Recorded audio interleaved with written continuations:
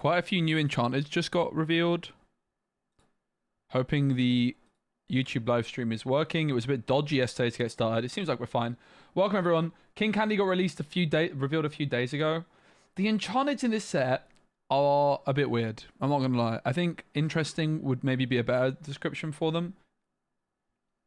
I think there's some hits, some misses, and I'm not sure on King Candy being everyone's cup of tea. I'm gonna refresh and hopefully YouTube's working. These ones though, incoming. We've got Scar, Vengeful Lion. It's F11 full screen that. That's a beauty, isn't it? I wouldn't mind one of these in my life. This is a very cool card. It's in the starter deck as a foil. I'm sitting down for now. I managed to actually succeed in going to the gym, which was my mission for the day. And I put my back out, which I've never really injured myself in the gym before, but I managed to do that this morning, which is not ideal. Really hurt it. So I'm probably going to do a bit of standing, bit of sitting. For now, we're sitting. I'm not really sure if sitting's better than standing. Oh, so I'm going to be moaning about my back like some kind of old man. Hey, Frosty, good to see you.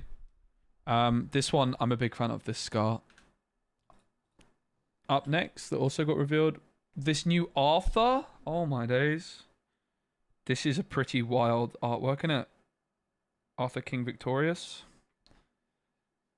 This card could be good in Sapphire Steel in particular for mirrors, because it can remove Cogsworth.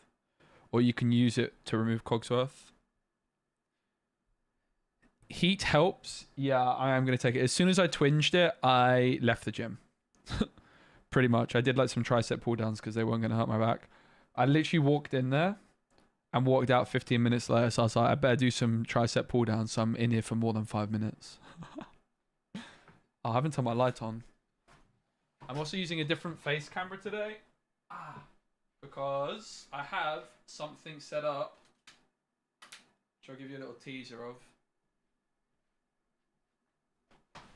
Are you ready? This setup is a work in progress at the moment. As of this stream right now, I've moved where my microphone is, and I don't like it. My microphone before was to the left, and here to the right is feeling a lot more intrusive, not gonna lie. I had it to my left before, and it felt a bit more natural. To my right, it feels a bit in my way. That is a Discord, which I don't really want to be showing. Hopefully there was nothing rude on there. Sorry about that. Didn't realize I was even had Discord open. I don't think there was anything rude. Just some random cats. Just random stuff. But yeah. Arthur is a new one. It's pretty cool. So what I wanted to show you was... Oh my goodness. Hello.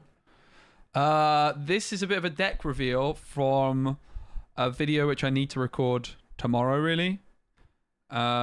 This is the Emerald Sapphire deck I played at Set Champs at the weekend with 36 uninkables. As you can see, I haven't quite got my setup perfect. I set it up a bit skew-if, but I've made the matte skew-if so it doesn't look so bad from your guys' perspective. But yeah, I've got a webcam set up above now.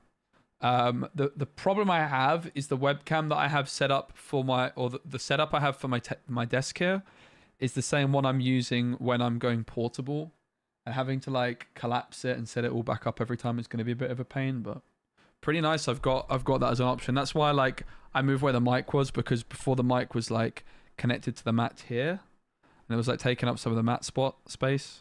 But that's pretty cool. And so I was playing 4 copies of everything except Scrooge McDuck and Lucky Dime. I had 3 dimes and 1 Scrooge. If I was to play again, I would just make Scrooge a 4th Lucky Dime. I would have just made Scrooge a 4th Lucky Dime. So deck focused obviously around the Hidden Ink Caster, which is whenever you play this card, draw a card. And then the Unexpected Treasure ability is all cards in your hand count as having inkable. So every uninkable becomes inkable with Hidden Ink Caster, and obviously Fishbone Quill is doing something similar. So that's how the deck worked. And if you're wondering why Cheshire Cat, it's because it can sing Under the Sea on its own. So I had Milo Thatcher and Morph to stop Ruby Flynn Rider being a huge issue. And it gave me some shift lines. And the Cheshire Cat is just an 8 cost character with evasive. And it's shift 5, but it's 8 cost. So I could play Morph on 2, Mickey on 3, shift this in, sing Under the Sea without any other singers, which is pretty cool. Cheshire Cat could have gone, but I liked it enough. And the Milo was also pretty cool. I needed like a 1 cost character to check Flynn. Because a lot of the time on 2, I wanted to play Ink Caster and then like Mickey or Fishbone on 3. So I needed something on turn 1 with some stats so that Flynn Rider just wasn't going to completely run away with it every time. Now, while this is cool, I did want to show you guys some other stuff that we're going to be doing in today's video with this top-down camera. And that is not going to be Disney Lorcana related today. Obviously, next week I'm going to be using this kind of setup to open packs. I do need to look at how I can make the setup a little bit better. Like I said, I'm still working on things here. This is like, setup is a work in progress. Hopefully you can't hear the microphone either. But I have some sponsored content. Hashtag ad. I mean, they're not paying me, but they sent me a gift. And we're going to open it in today's stream. Let me make sure I don't have my address on this or anything.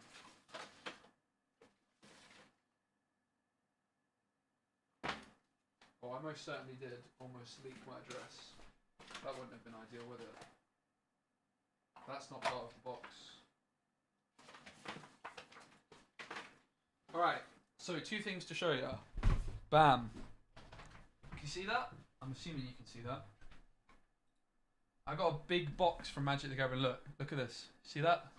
That's dust, bro. It's been collecting dust. They sent it out to me like 2 weeks ago. It is a gift. I didn't have to do anything with this, but I mean it's kind of cool. So it's like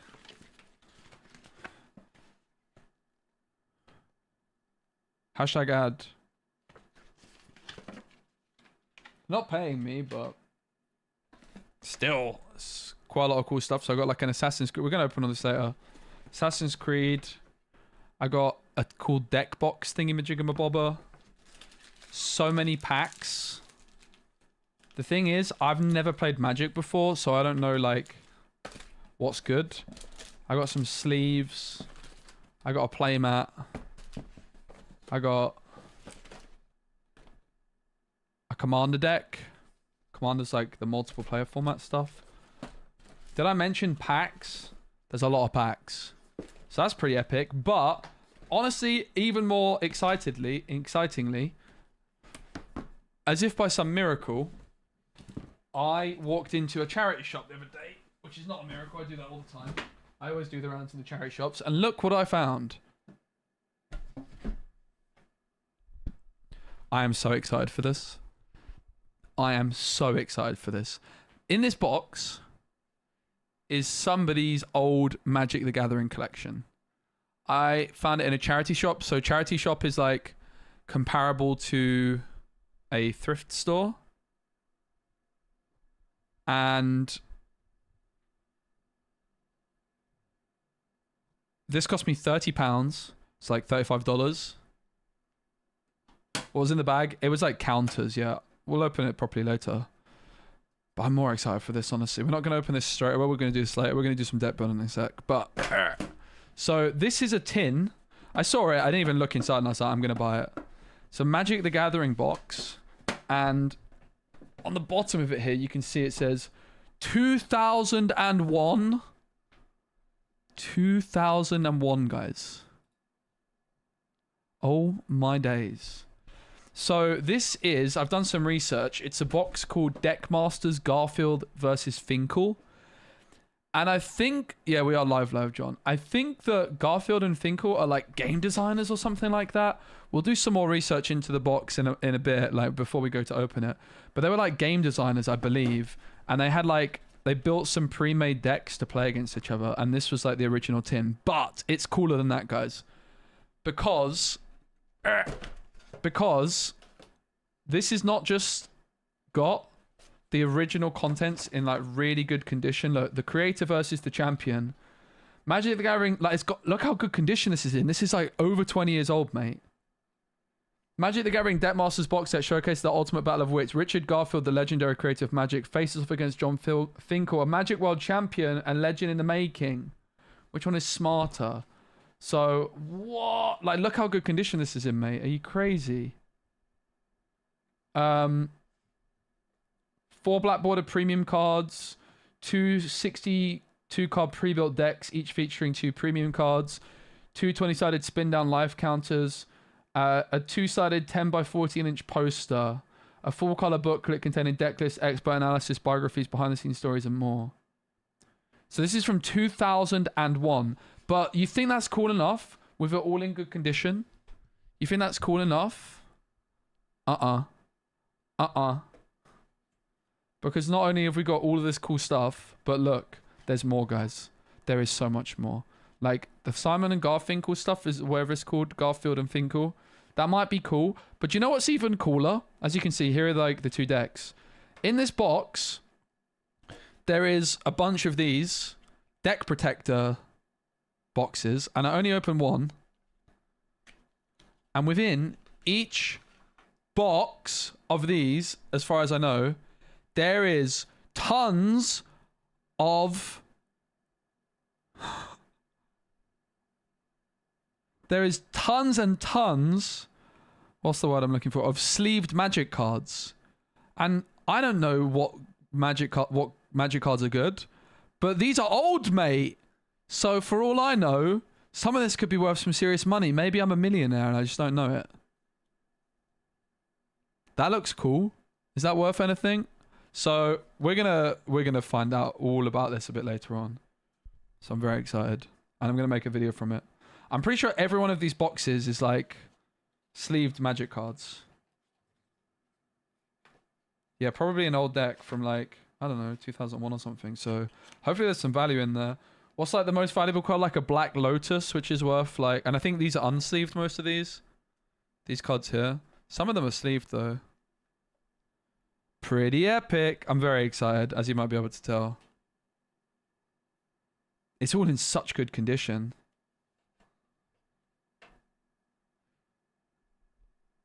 Thanks. Pretty awesome. Pretty funny coincidence that I was like getting sent some Magic stuff. And do you know what else is weird?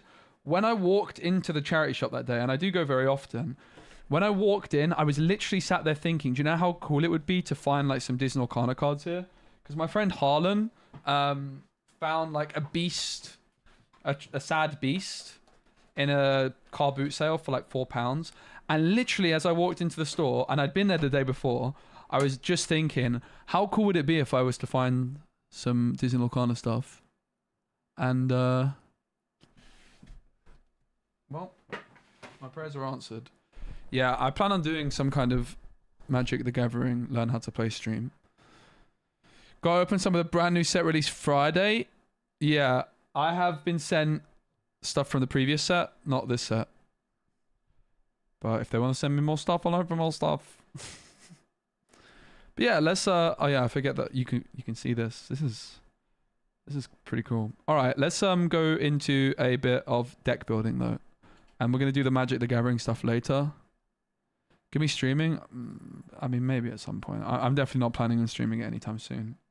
But I am curious to check out the game. There's actually a chance I'm going to be attending an event which hasn't been announced yet. Well, I am attending an event which hasn't been announced yet. And there's a chance that as part of that event, I might get to test out games like Magic and One Piece and stuff. So be on the lookout for that this next month. Here's the other one that we didn't look at, the Bad Anon Center. It's interesting this got a location, an enchanted. It's not always the case that good cards get enchanted, but kind of.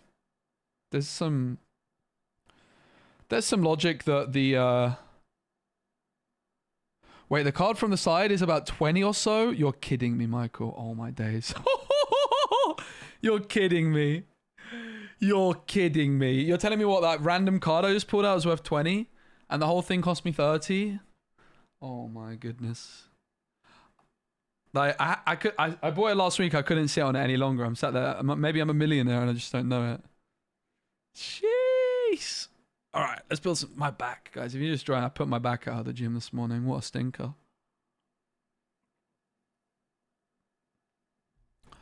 The good news is as soon as I realized I did it, I stopped. Because I could have made it a lot worse, I think. I've never really got injured at the gym before. What's the website we were using to build decks yesterday, guys? Ink something, is it? Can someone remind me what the name of the website is? It was like Ink Table or something. I think that's a different thing. My favorite of these enchantments is the Scar. By quite a distance, actually. I really like the Scar. The Arthur's cool, but not quite my cup of tea. The Scar? Yeah. I do like it a lot. Ink Table. Cool, thanks. Ink Table. Oops.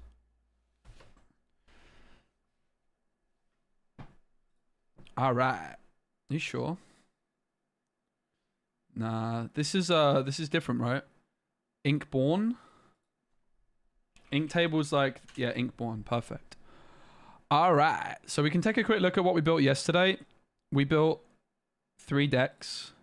Hyper Aggro is the best deck we built. So this deck I think is going to be like the best deck in the game when the set releases, and every deck you build needs to be able to beat this. I think Hyper Aggro, by the way, can you hear the fan? Set up my fan, can you hear it? Let me know if you can. I can turn it off or down. And if you can't, I might even turn it up. Is Lorcana on the decline? No. No. Prices are down. I had this discussion in my Discord earlier. Which, by the way, the Discord's popping off. It makes sense that prices are down at the end of a set release, right? Like, my back. Because people are selling after their set champs, right? They're like, oh, this Diablo might not be so good next set. I want to sell my Diablo, right? So I think it actually just makes a ton of sense that prices are down, and especially like because I think Shimmering Skies looks like the most powerful set we've had. It makes even more sense that the I can't quite get this microphone in a position I'm happy with. The whole microphone on a boom is new to me. It's so much better than what I've had before, but I just don't think I have the setup. No fans, cool. Yeah, it makes sense that prices drop. It's a buyer's market, right? You're going to have peaks and troughs. It makes sense that around set champs is when cards are going to be at their highest.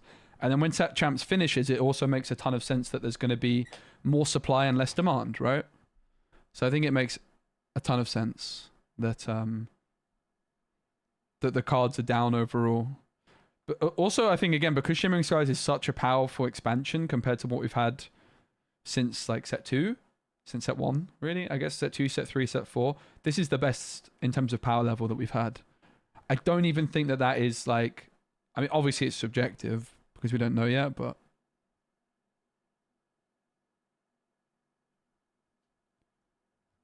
yeah, so anyway, this is the best deck I'd say we built. Maybe 4 Befuddles was too many, but I think that this is the deck you can expect to see a lot of in this metagame, mainly enabled by the new Daisy Duck, but it also got quite a lot of other tools, which is it got this Gathering Knowledge and Wisdom, which is just gain 2 lore. It also got the Gale Wind Spirit, which is when this character is banished in a challenge, return this card to your hand.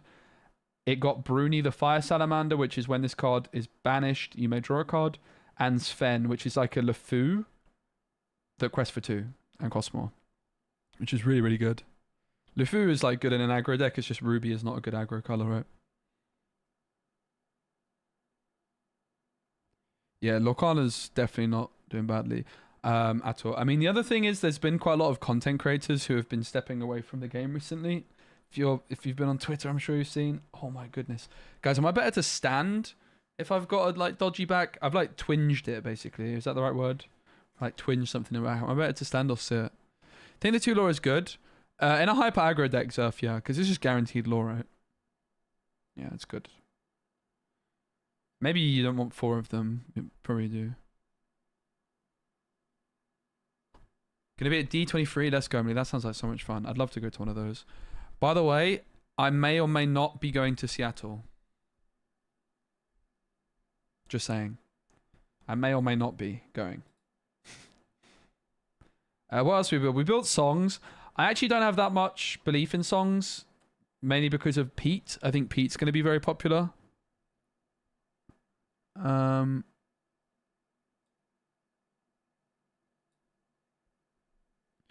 But songs looks good for a few reasons, because the Queen Shift is one of the best ways of dealing with Daisy Duck in the game, because you can just get that 4 strength on turn 2 without really relying on much of the synergy. You can play Pete yourself in songs as well, to be fair, and this Alan Adele card looks crazy. I think what could end up happening is that you don't play 4 copies of Naveen maybe, and maybe you end up with more songs, like a higher song density than we've been used to in the past because of this Alan Adele card. Like cheap songs which are drawing you cards with Alan are great. Salzburg City? Okay, well, I'm going. There's obviously a risk I don't get a ticket because the tickets aren't out yet, but I am going. Officially. I am officially going. I have booked flights. But the tickets aren't out yet. I had to come over and say hello to the guys in America for one event, right? So that's right. I am going to be staking my claim to get a golden Mickey. I've got one shot. One shot for a golden Mickey. Obviously, I'm not playing in the EU events because I'm doing the commentating. So I'm actually off to Bologna on Friday. But yeah, I just decided to sod it and go book some flights to Seattle. Should be fun. I'm going for a week. So get a little holiday. Hey, Ganogo. Great to see you, mate. Hope you're well.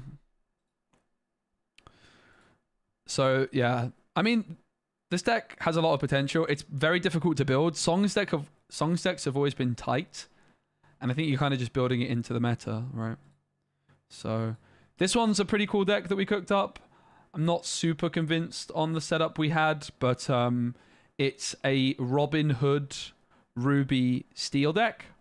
We don't really have much in the Ruby department, do we? So I think we could probably try and add some more Ruby cards to the mixer here. And probably some more actions. But the idea was Robin Hood is a card I like a lot. And you can sing Whole New World with it. Or not sing, but you could just play Whole New World. And also this Mickey Mouse 5-drop got a lot more consistent because you can play this 1-drop Mickey Mouse. It's almost impossible to deny the shift. Deny the shift. Not playing at Birmingham. My anticipation is that I'll be casting because I've been announced to cast all the other European events. And I anticipate that I will be also casting Birmingham as a result.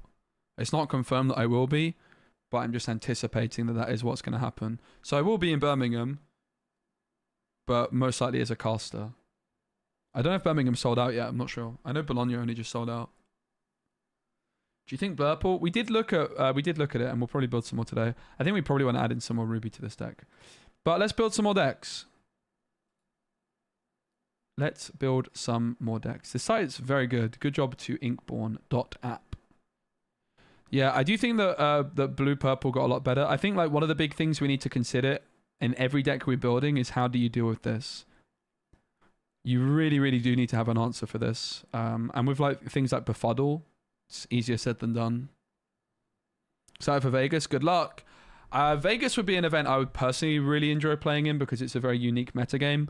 I think for me that I would do better in an event which is like a unique metagame. So either one like very unique situation, or like Toronto because it's like post Bucky nerf but still set 4. I would probably do best in an event which is like the first event for a new set, or one where there's like a big balance change, like a Bucky nerf. Yeah, I agree, Little Sisu. I mean, the interesting thing is you can go Pluto into Little Sisu as well to clean out a Daisy on 2. It's also Queen of Hearts, and someone mentioned like the Basil support character. So if you were to play Sapphire Ruby, you might be looking at this 1-drop Basil, which is a very good card, by the way. 1-drop Basil plus Rush characters. I mean, even Basil plus... No, not Basil plus Lena Saberwing, right? Lena Saberwing's 1 strength. But Basil plus Queen of Hearts would do the trick, wouldn't it? To remove a Daisy Duck the first turn it's questing. And you get 2 bodies down, which is really significant. So Basil is actually looking very good for Sapphire. I think it's very, very, very, very... What's the word I'm looking for? Intentional from the developers to give Sapphire a good 1-cost character card with the release of Daisy Duck. Because Daisy Duck is so good and Sapphire is the ink color which would struggle to deal with her the most in the past. But Basil is a really good 1-drop. Support with 2 strength is no joke, right? Hey, Fazza Snap. Dude, there's going to be so many Speci streams incoming. I'm basically back to daily streams starting very soon. We've got the release of the new Lorcana set in a week. And I basically plan on doing daily streams because I'm going to do webcam streams with my new little setup we've got here. Oh, there's my glass of Coke. Diet Coke. Guys, look how clean my keyboard is, can I just say? I gave my keyboard a very thorough cleaning a week ago. It took so long. I took off like every little tag from it. I was very proud of myself. Every key rather than tag. Argus Cove, yeah, I mean, that is actually true. Hidden Cove is one of the ways. We talked a lot about ways yesterday to deal with Daisy Duck. I might even make a full video on it. Maybe we should make a deck with all the cards in the game that can help you deal with Daisy Duck. Which is obviously going to be different ink colors, but just kind of for reference. So throw some names out at me, guys. What cards can help us remove a Daisy Duck on turn 2? So there's Basil. Is there any other? I don't think there's any other rush characters in Sapphire. There's like the Simba card. I have a feeling that Basil might be the only card in Sapphire. But obviously you're pairing Sapphire with something.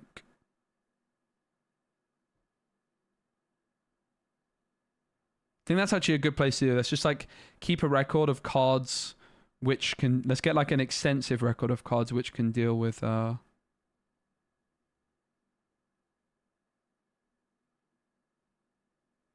thingamajiggamabobber. Shift 2 is also another important thing. It does look like it's only Basil and Sapphire. So that's... Sapphire has Basil. Amber has... Cinderella potentially, right? Because Cinderella can sing things like Mother Knows Best. Seldom will they seem. So Cinderella, I think, deserves to go in there. You can't quite Cinderella strength, but Cinderella is, in theory, a way of dealing with it. Pluto probably deserves to go in there as well, because you can go Pluto into Sisu. Or Pluto into, like, a fox. So Pluto definitely deserves to go in there. Yeah, Shift 2 Queen, that's true. In theory, Hey Hey with a Rush 3 character, but I'm not going to bother because that's just too bad. Because I think the only character with Rush 3 on turn 2 is a Stitch with 1 willpower, so it's going to get removed. So that's not really an answer, is it? Coda's not doing it. Is there any other... I don't think there's any Rush characters in Amber that cost 2.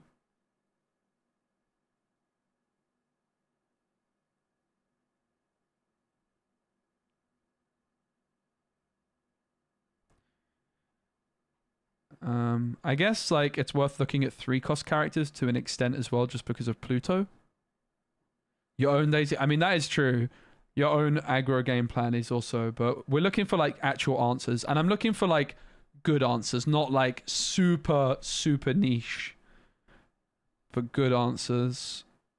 I think that Amber, if it has any 3-cost rush, would deserve to go in there because of Pluto being an Amber, but I don't think there is. So we'll go for the Queen.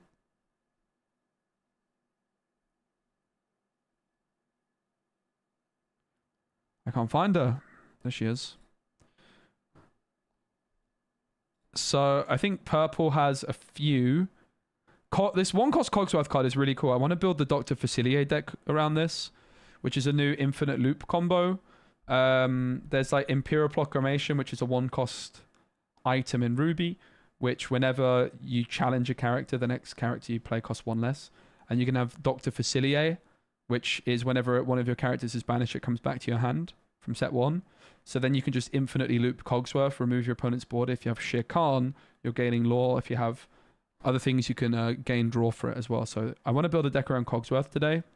I also am kind of interested in building around this Diablo card a bit with Maleficence and the Shift Diablo maybe. Rafiki does deserve to go in there because Rafiki with its 3 strength is significant, because there's cards like Improvise, for example, which give you 1 extra strength, which is... So Rafiki's definitely a consideration.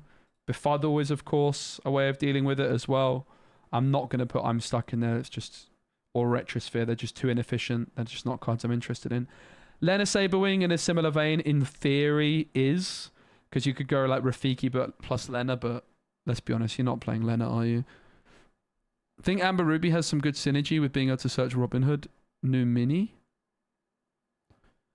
What's the new mini exactly? Argus. I think Argus is a little bit too niche with Cove. I mean, it's possible though, yeah. You can't, right? Because Cove costs you 1, Argus costs you 2, and then you're not going to be able to move Argus into the Cove as well. So I don't think Argus is doing it. Yeah, Lumiere is absolutely away. We talked about that yesterday. That's why it's good to get this little list of cards together, I think. So nothing else here is helping. Hypnotic Strength does as well, is an option. Poor Unfortunate Souls is an option. Not a particularly good one, but an option. This is too expensive because it costs you 2, and then you have to spend another 2, so you can't do it in time. Triton's Trident is also an option, but again, it's just too inefficient. I'm just not going to bother including it. This doesn't have to be an exhaustive list. I will put the Fox in here as well. And in theory, you could look at... I mean, Rafiki only has 3 strength, so I'm not going to put Rafiki. Now I'm going to put the Fox in there because you can go Pluto Fox. I think that's very reasonable as an actual answer. Gruesome and Grim, in theory, is also, but don't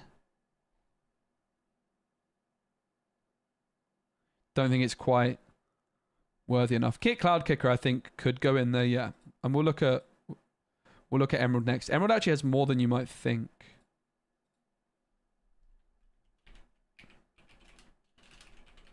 Hopefully you can't see me grimacing every time I twinge my back.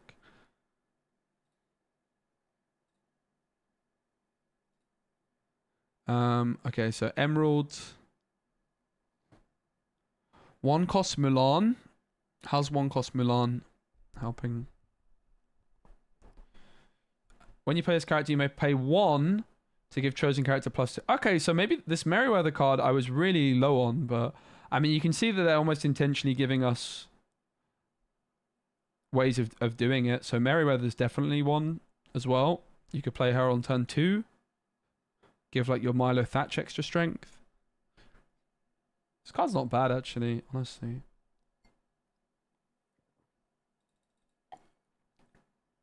Improvise. I'm not going to put Vicious Betrayal in. Again, it's just so inefficient. Improvise is actually efficient. Hidden Cove, you can. If you play like a Rafiki or a Captain Hook on 1, then you could play Hidden Cove on turn 2. Move it in. So Hidden Cove is actually a reasonable option. In it 2, you're looking for rush characters, really.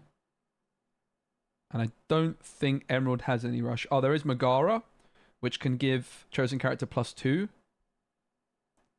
I'd rather play Megara than a flipping Merryweather, right? I think. 2-1 stats is probably better than 1-2. Megara and Merryweather are actually very, very similar cards. It's interesting. What do you guys prefer? Merryweather, where it's optional?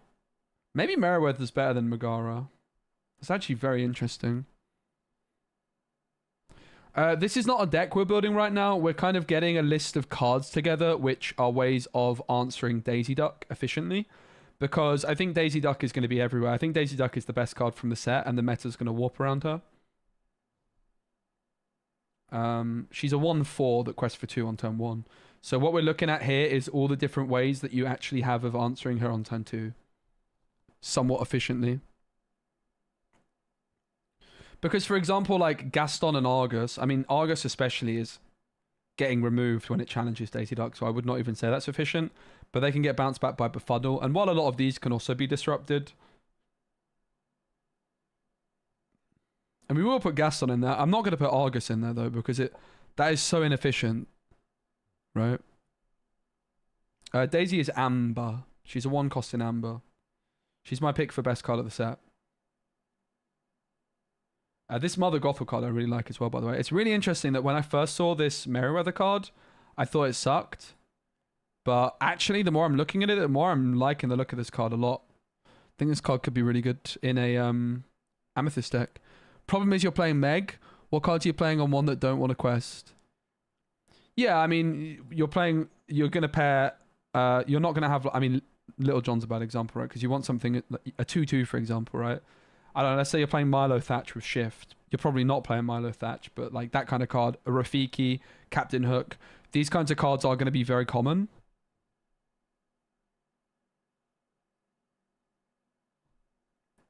So yeah. Queen of Hearts, when you play this character, deal 1 damage to chosen damage. I mean, Queen of Hearts actually is an option as well, right? This saw play, someone got like top 64 in Bokken with this card, actually, in a Amethyst deck. Because you could challenge with Captain Hook or Rafiki and then finish it off with Queen of Hearts. So Queen of Hearts is a pretty reasonable option in the right deck. Maybe a bit too niche for my taste, but it could do the business, couldn't it? Make the Potion is definitely too funky. Bounce I don't think is efficient enough. Stolen Scimitar, chosen character gets +1 strength this turn. If a character named Aladdin is chosen, he gets +2 strength. I mean, in theory, but are you really playing this card? You're not, right? Let's be honest. I think Basil and Turbo. Yeah, I actually think Basil Turbo could work, or Basil Queen of Hearts. I think it's like, even though it's niche, I think it's like reasonable enough. Simba is an option. I don't think it's a particularly good one, but it is an option. The Ruby Chromacon can help you out with Rush. Can't really, can you? The Ruby Chromacon isn't really helping you. Could it? Yeah, no, it can. Because you could play it on turn 2. You play Rafiki or Captain Hook on 1, and then you play this on 2. So this can help out on turn 2. What about giving Daisy Reckless? That's definitely something we could look at. Again, we are specifically trying to look for ways of dealing with it on turn 2. Jolly Roger is worth considering. Are there any pirates with 4 strength we could play on turn 2?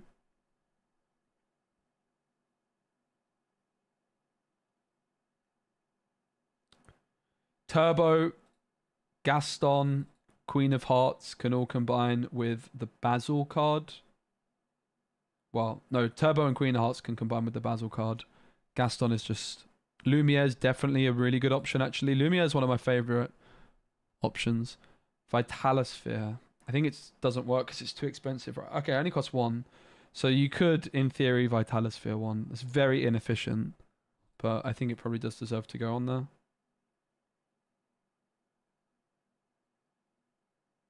Queen of Hearts. What does this card do? I don't think this is doing what we want. Stitch I'm not putting in there because it's going to be removed itself. Chosen character, you have to spend 2 on medallion weight, so that's not going to work. So I think they're the main options. I am going to put in the small Sisu, because you can Pluto into her, and I think even in a similar way to how I put the Fox in, I think that could be a genuine line that you actually look for. Because you can also then shift the big Sisu in not that long later, potentially, right? So while it's pretty niche, I mean, I think it's like maybe... Like, the thing is, the Fox and the Sisu is, they're good on turn 3, even if you're not Plutoing into them. They're like efficient enough. Obviously, Brawl is also pretty efficient. But Brawl, you're taking a whole turn off and you're not developing. At least this is like, especially the Fox. The Fox is going to be able to take out multiple. The Sisu I don't like quite as much. Steel should have a lot. Captain Hook. For sure.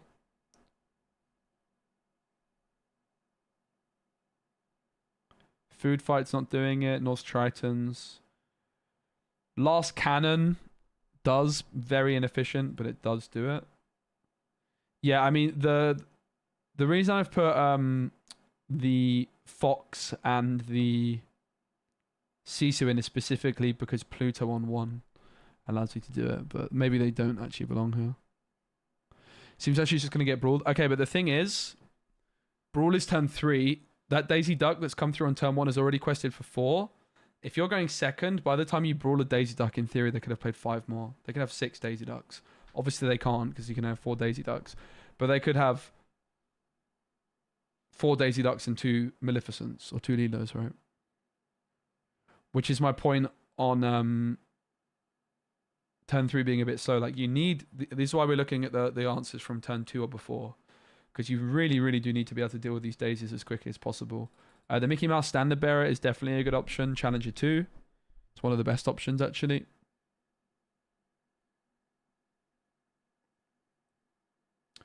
Probably should look at like the 3-cost songs as well. Because of Cinderella, potentially.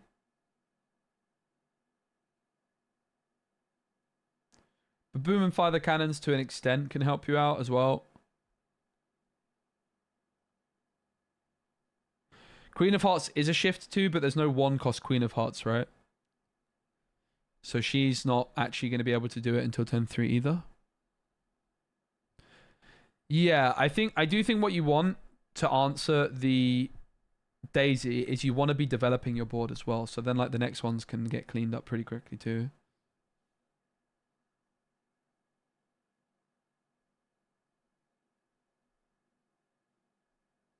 So there is a lot of ways, but there's not that many ways, is there? I guess we should look at songs.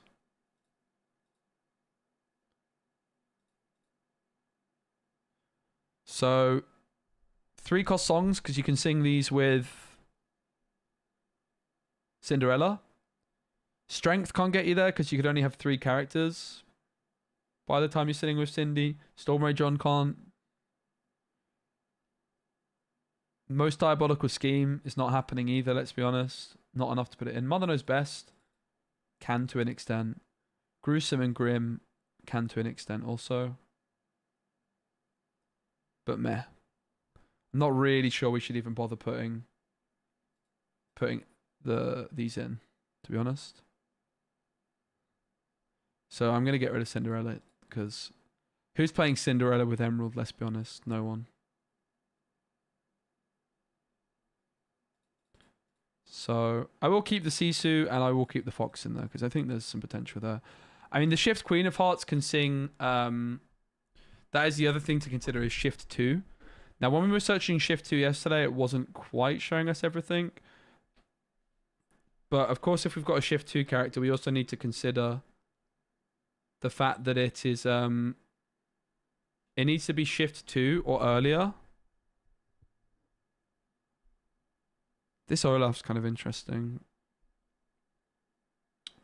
Milan is a 3/3. Whenever this character quests, you may reveal the top card of your deck if it's a song card. Bit too niche. Vanellope von Schweetz. When you play another princess character, all opposing characters get -1 strength. I mean, these two in theory, you could shift in and sing something like Zeus. Yeah, Kit is kind of similar to the Sisu, so I think Kit probably is fine to put in there.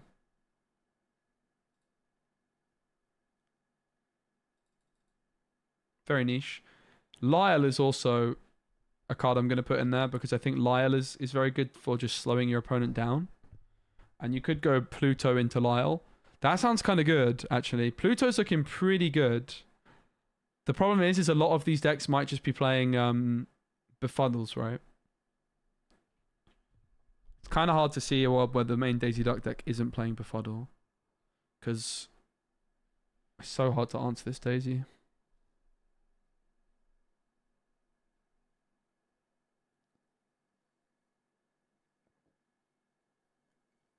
There's King Candy Turbo guy, and there's also Queen of Hearts. Aladdin Shift, is Aladdin Shift costing 2? I can't think of what card you're referring to. Yeah, I think Lyle does look really good. I agree. I think Lyle looks like a great card. Lyle is a card I like a lot anyway.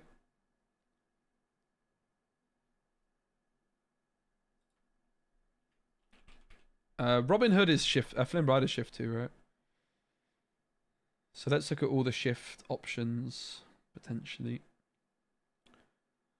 Obviously, this kind of shift word you could, in theory, if they have 4 strength, get them down quick enough, but it doesn't look like any of them do. Sophia Martin Fudge is shift 2, so again, she could sing stuff. Fairy Godmother is shift. But you wouldn't have anything else to target, would you? Hey, Zane, great to see you. On Friday morning, bright and early. Unfortunately, not a direct flight either. I've got a bit of a layover in Toulouse. Archimedes shift 3, shift 3, shift 3. Shift 2, but there's no 1-cost Queen of Hearts.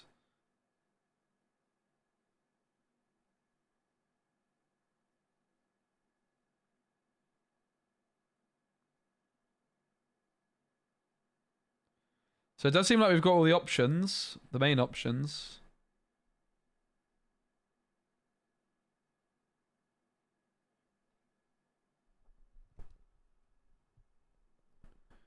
Flynn Rider. I mean, that's like the other thing you consider is like you can try and have your own aggro game plan. The problem with like someone mentioned in my Discord, what if we don't need to answer it and we just develop our own aggro game plan? Well, the problem is befuddle. Yeah, we've got the Amber Queen. So we've got 108 cards in here, which are cards which we're looking at as potential ways of dealing with it. What I'm going to do, though, probably, is I'm probably just going to remove the really inefficient ones. Like, Last Cannon, I'm not really interested in. Sorry. I'm not really interested in Poor Unfortunate Souls either, if I'm honest. The rest? I mean, the Fox, the Sisu, and the Kit, I'm going to get rid of as well. Because they are more just like... And probably the Lyle. I don't know, I think Lyle deserves to stay in there. Those cards are good. Lyle, I think, deserves to go in there as like an honorable mention. Maybe so does the Fox. Because the Fox can take out multiple. The thing is like the Kit is only taking out one. But the Fox is taking out a lot, right? So I think the Fox deserves to be in there. And obviously you can do stuff with Pluto to get like 3-cost characters in there early.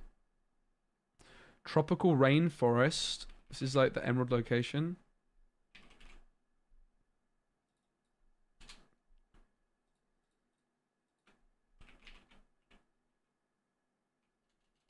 Uh-oh.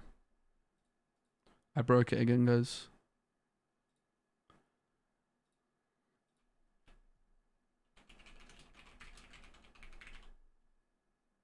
So... Is there any ink colors that don't really have any kind of answer? Looks like every ink color has something. Sapphire has the least, but Basil Practice Detective looks good.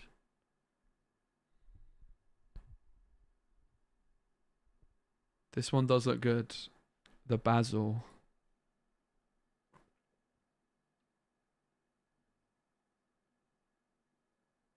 You're this now as well. What's up, bro? Just realized you followed. Turn 1 Daisy, turn 2 Simba Bodyguard. Yeah, I think more likely is that they're going to go turn 2 Befuddle and another Daisy or a Lilo. Hey, Infants, what's up? Broke your phone? Uh-oh. I've already hurt my back, mate. So that's the last thing I need on a date to know is that. But yeah, we'll save this as Daisy Duck answers. So now I'm going to pin this one because we'll keep coming back to it.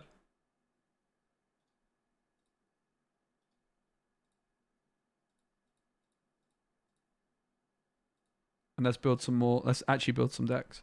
So, Lyle does look good, doesn't it? Should we build around Lyle, maybe?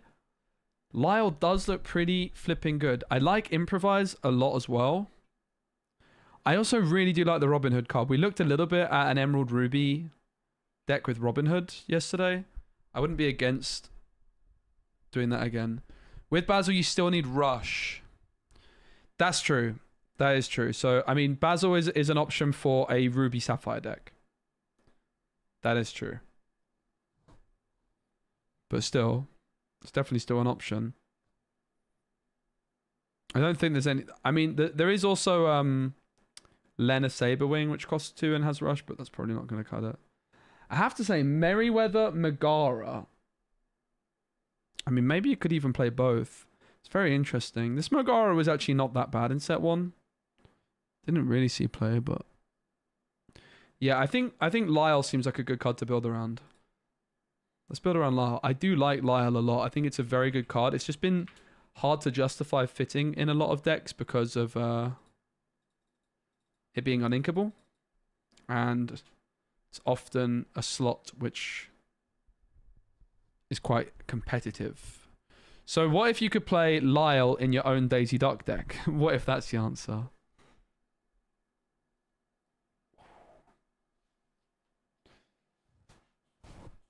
Yeah, I think it could be Keeman.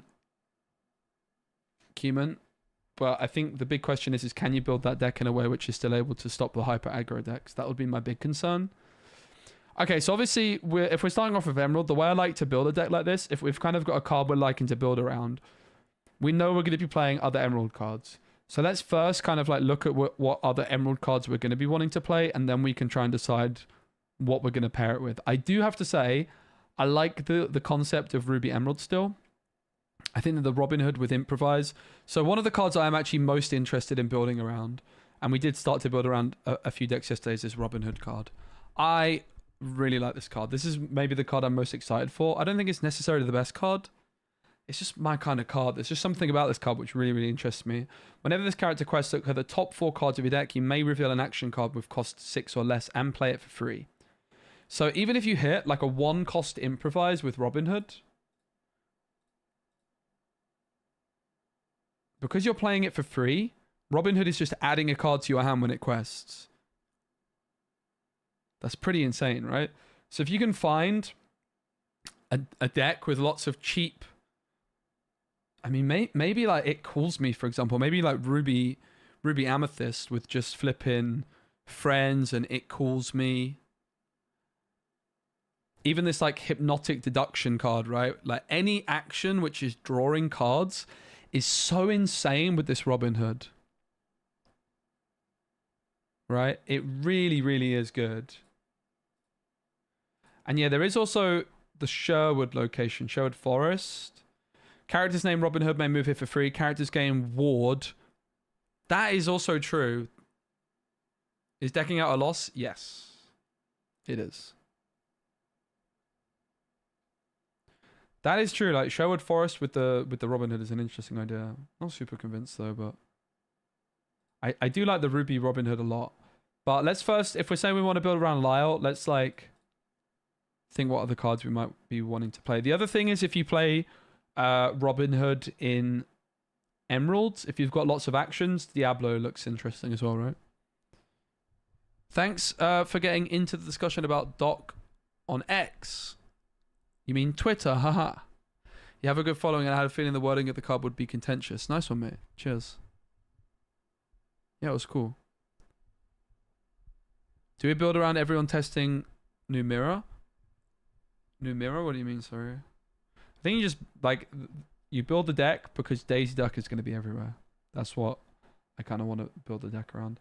So obviously in terms of 1-drops, I'm still interested in Merfolk. You guys know me, I love a Merfolk. The other options in at 1 are pretty underwhelming. I do like Pegasus. This Clarabelle is destroying an item if you pay 2. This Merryweather is actually not bad. I'm pretty interested in it, but it's not a 1-drop. Hidden Cove's not that bad either. But overall, the 1-drops are not looking auto-include. Do you know what is auto-include? Ursula Deceiver. So we can put her in. I'm sure she's still going to be in the deck. Pulled Enchanted Aerial. Let's go. That's pretty epic.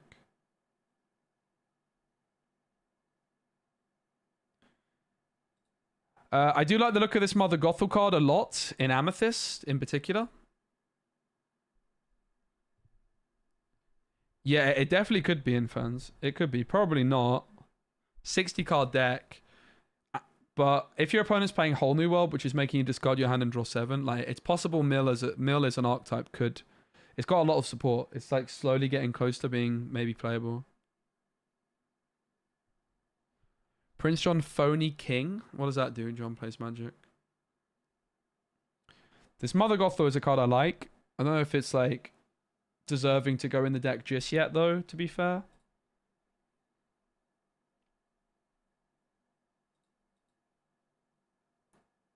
Diablo is definitely an interesting option potentially. Kick Cloud Kicker could be good. I like this card a lot. This is my kind of card. I really hope we get an Enchanted Arna Diplomatic Queen. It's basically a 5 cost that can discard a card, or it can give something to extra strength, or it can banish a chosen damage character. And you guys know me, I do love a bit of Prince John action too. This new Clarabelle is the card I revealed. When you play this character, if an opponent has more cards in their hand than you, you may draw a card. Pretty interesting. This card's like a decent card if you're playing the Robin Hood, for example. Draw a card, chosen character gains Reckless during their turn. Someone mentioned Tropical Rainforest earlier. Opposing damage characters gain Reckless, probably a bit too niche. During opponent's turn, whenever one of your characters is banished, you may return chosen character to their player's hand. It's kind of interesting. Emerald, Sapphire. Why Sapphire?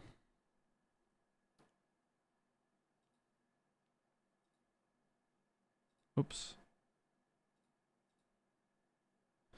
In at 4.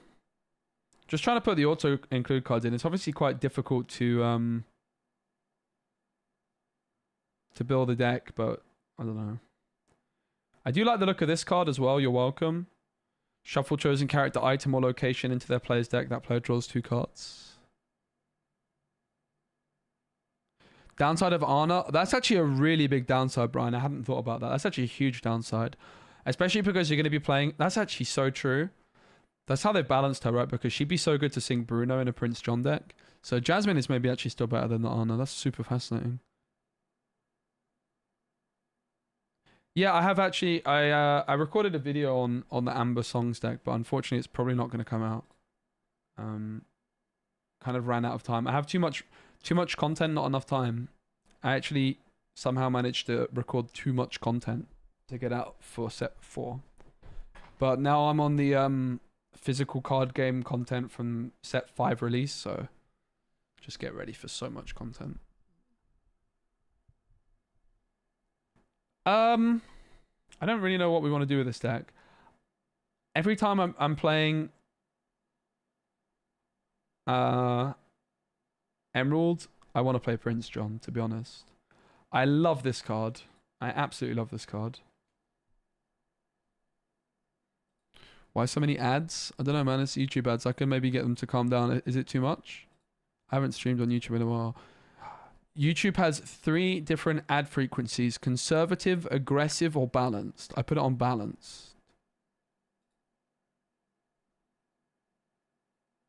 Whole new one with Prince John's Mirror. Yeah, I could actually see that being a good deck. I do think that could be an interesting deck for us to build around. I could see it. I think whatever we do, we also need to consider... Wait. Oh, it cleared the deck that I wanted. Can you go here? Yeah. We do have to consider, like, what are our actual answers. I do like Improvise quite a lot. I think Improvise is very good. So let's go ahead and put Improvise in the deck. Improvise has always been a card I'm quite interested in. And I think now that it's just giving you... If we're playing Captain Hook or Rafiki, it's such a clean way of actually dealing with Daisy Duck compared with so many of the other options available. Banish this item, your character's game ward. Maybe. I don't know. I don't think that's necessarily what... Honestly, what Emerald Sapphire really wants is it wants some good shift targets on turn 1. Did it get any new 1-cost shift target? It did. It got Basil. That's actually a pretty big deal. That's actually a pretty big deal. Bear in mind, I have been playing flipping Emerald Sapphire. If you're here at the start of the stream, you would have seen the list. So honestly, Basil... I don't know if that's really the first deck I want to build though. Let's build it with Ruby to begin with, and then we can change. I think we actually went to start building this yesterday. Maui, Robin Hood on 4.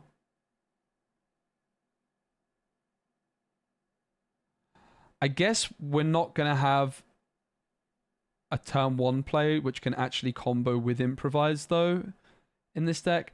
Like, I like the idea of Improvise, but there isn't actually a 1-cost character we'd want to Improvise in these color combos, is there? Improvise is working best with...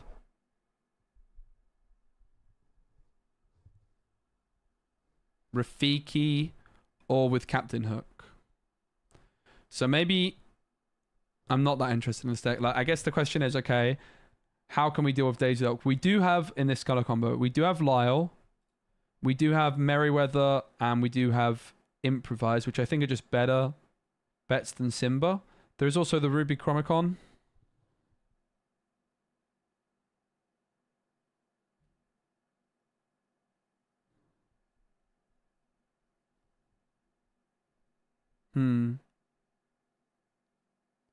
Lumiere plus... Yeah. Pretty interesting. So maybe not green, red. So maybe we want to play improvise with either amethyst or steel. Let's go amethyst. I think emerald amethyst looks like a good deck to build. I do like the look of it. Rafiki. I guess the other thing to consider is, can we have a deck that has Rafiki and Captain Hook on turn 1? Yes. Maybe we'll build that first. I think we're going about this the right way. I'm starting to kind of see where I want to build decks. So let's build a Rafiki plus Captain Hook deck. That seems reasonable, right? Obviously with this color combo, we're playing Friends and Pete.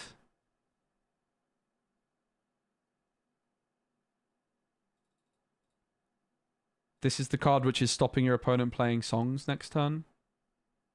Very good stats.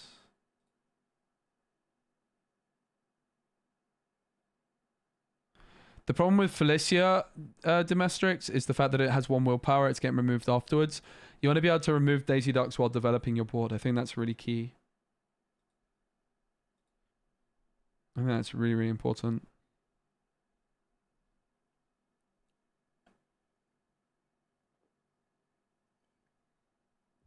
Okay, so we have Rafiki, Captain Hook.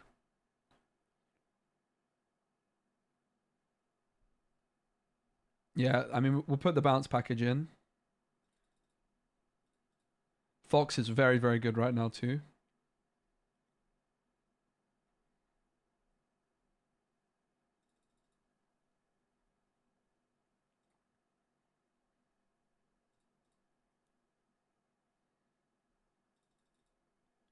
Oh, there's also this 4-cost Rafiki, which I love the look of. When you play this character, he gains Challenger 4 this turn. And it has Rush. Don't mind if I do. Oh, this deck, look. The Amethyst got so much good stuff. Like this Bruni card as well. Such a menace.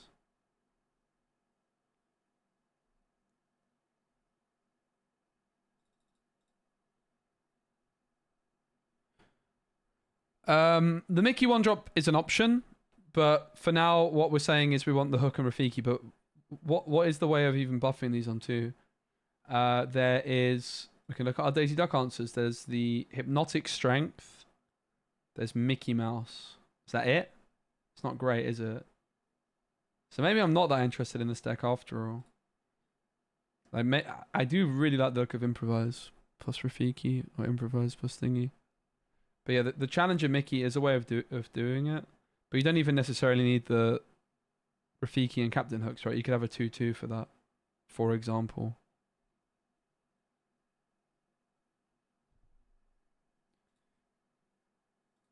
I'm going to clear this and refresh because it's broken. Sorry, I'm a bit all over the place with the deck building. I just want to be really gripped by a concept. We're looking at the cards which we're going to build around. It's just finding like the color combo I really want to build. Ruby does look good. Ruby looks like it's got lots of answers. So Ruby plus what? We can't go Ruby Emerald, which we were looking at, because Ruby Emerald is just not got the So basically we need to pair Ruby with Steel for Captain Hook or Ruby with Amethyst. Well, Ruby Amethyst is quite a good deck usually, isn't it? So let's build that. Rafiki.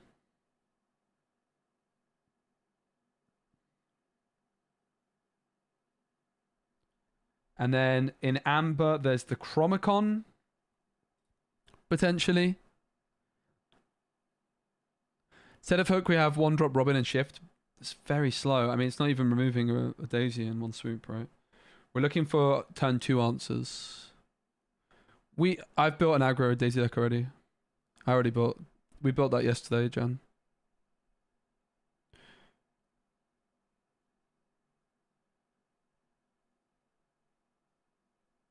Seeing me ping from deck to deck is quite entertaining. Yeah, we'll build Ruby Steel as well. I think we actually built it yesterday already, but we'll build it again. Okay, so we've got Rafiki in at 1. And then there's quite a lot of different ways that Ruby can help us answer Daisy, right? With the Chromicon, which I just like the look of anyway. It's going to help Maui remove Queen's Castle, right? Admittedly, it would be better with a Flaversham. So maybe we'd prefer Lumiere on 2. Lumiere does look good.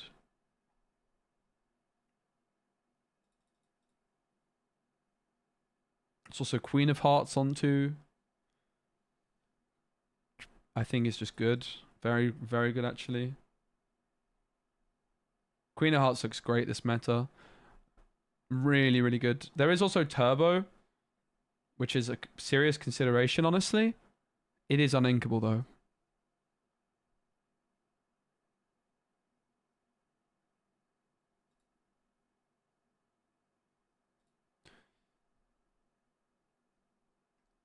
I'm excited for Italy. Let's go, Geeky. I'm excited. It's going to be hot. And I'm going to be in a suit. That I'm not so excited for. Alright, so Fox, Snake. Some things never change.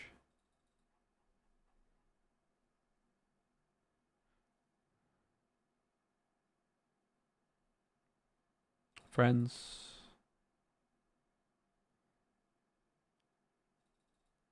Rabbit, go. This Rafiki card looks great, doesn't it? It really does. Maui. There's now this like 6 cost dude as well. We're not on Be Prepared with Ruby Amethyst, I don't think. I think it's too slow. We can't afford Ruby Amethyst. If you play Daisy into Flynn into Sisu, you can't because your Flynn's getting befuddled. I think that's the reality. Which is also a concern about Rafiki and whatnot, but also Queen of Hearts then is causing instant impact. I really do like the Queen of Hearts. One drop Arthur would pair well with Queen. One drop Arthur is very uninkable, but it is an option. I think in Ruby Steel it could be good because you can shift Arthur maybe.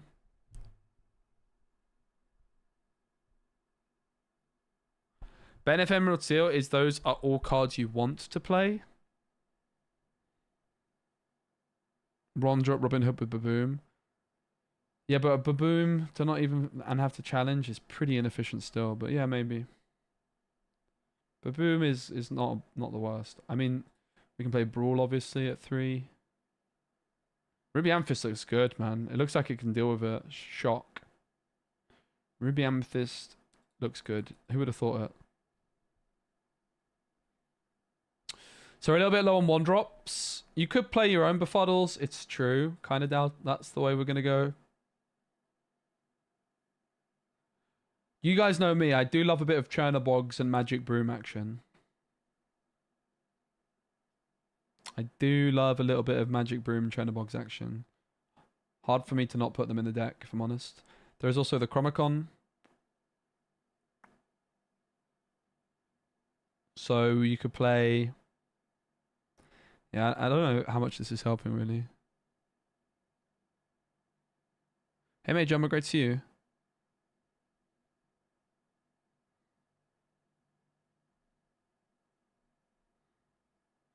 It's a weird one, right? Like, the Lumiere looks good with Rafiki, but it's so niche that you find exactly Rafiki, it doesn't get befuddled, and you find Lumiere. I'm not sure I like it that much, the Lumiere idea. Queen of Hearts looks like maybe one of the best answers. Like, a big problem with almost all of our ideas is what happens if you get befuddled. What about Vitalosphere? Yeah, I don't know about Vitalosphere either. It's like one-time use, right? A 2/3 isn't really doing much and it's uninkable. Not really convinced by that. Honestly, I have to say the Emerald answers in the form of Meriwether, Improvise, and Megara are pretty good.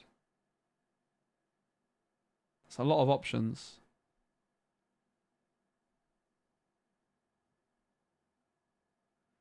Yeah, it's true. You could go turn 1 Vitalosphere and then turn 2 pretty much any 1-drop with 2 strength, 2 willpower. Doesn't even need to be Rafiki, right? Rafiki would be overkill. So you could just have a 2/2 like an Archimedes. There is an Archimedes shift as well. It's worth considering. It's come out, which is not great. There's also a new Elsa. Like the 5-cost Elsa is pretty interesting, I think. Has rush and evasive. When you play this character, exert chosen opposing character. That's very good, isn't it? This deck looks good. This deck looks like it can regain the board quick enough. I think we're going into a pretty fast meta. In case you hadn't noticed, by the way, I'm building the deck. 1-drop Simba might actually be playable, yeah. Honestly, I think the Simba might end up going into the deck. Not to play on turn 1, but to play on turn 2 more so.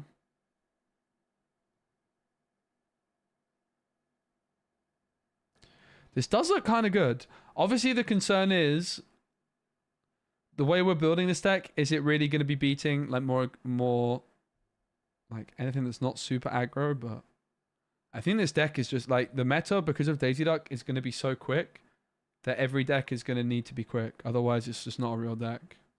I think that's how good the Daisy Duck deck looks. I think you're dreaming that you get into 8 ink in this meta. I don't think it's happening. I really don't. Especially not to begin with. Maybe as meta settles and develops. But like, you have to look at these Daisy Duck answers. There's not that many of them. I think like slower deck needs to be removing lore from your opponent's side of the board. Crabs could work. I do struggle not to put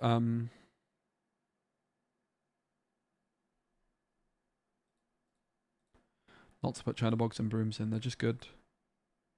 But the thing is, Chernobog's Brooms, is this Lumiere really doing much for us? So, okay, if I find exactly Rafiki, the Lumiere's doing much. And if the Lumiere's not doing that much, is Rafiki even doing that much? You know?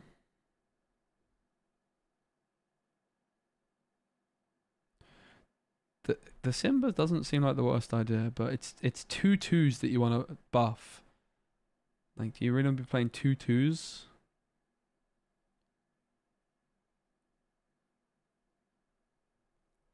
It's hard to build decks, mate. Especially when you don't play the game.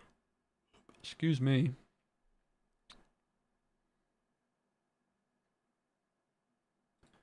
Yeah, so a card like Lumiere and Improvise seem better if you have multiple characters with Challenger 3 on turn 1.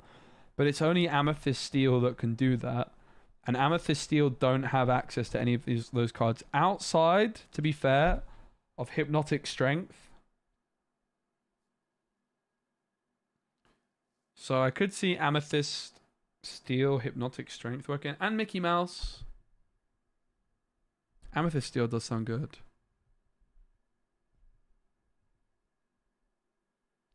Turn 1 Daisy, turn 2 Ruby Flynn, yeah, sounds pretty good.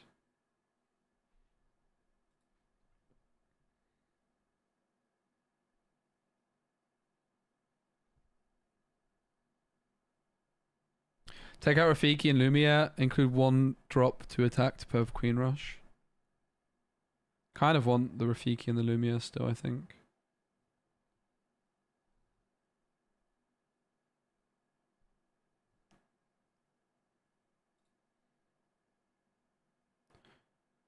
Sad thing about Simba, the Simba's not bad. The Simba's a lot better than I thought it would be.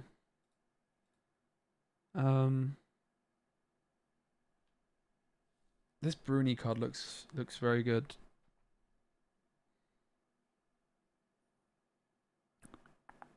Don't have that many 3-drops. Are we even going to 6? How do we like end the game though, right? This deck doesn't look good, does it? I have to say, it does not look good. I would never have thought this is the way I would build the deck before the start of the stream, but it does feel like it might just be the way you have to go. There is Maximus, maybe his top end to gain lore. And there is also the Gaston card as an expensive uninkable. There's quite a lot of new expensive uninkables which can have cost reduction. So Gaston, for each damage character you have in play, you pay 2 ink less to play this character. 10/6 with Rush.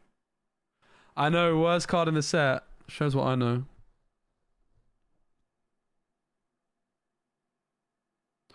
New Cogsworth 1 cost.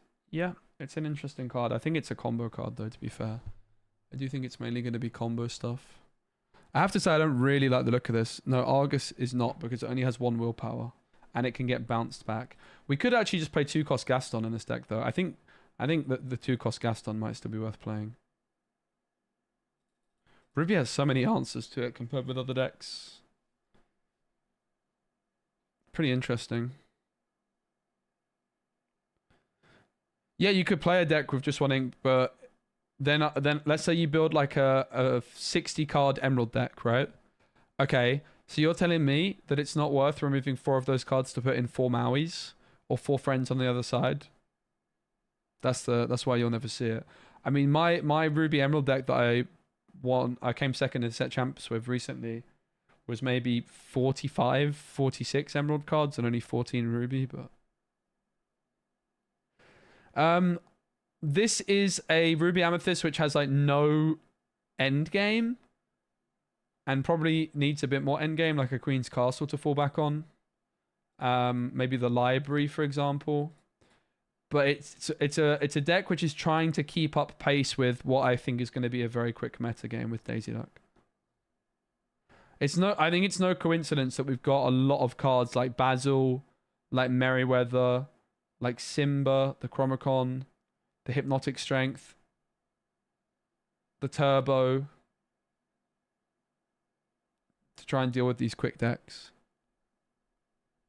Yeah, there's no way you can play B-Prep in this, I don't think, in this meta. Like, I think you guys have to be strapped in and ready. I know this just looks like a bad deck, and maybe it is. Maybe I'm completely off of it.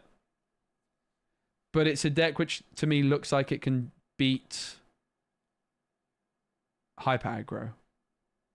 I do think you probably want Queen's Castle still.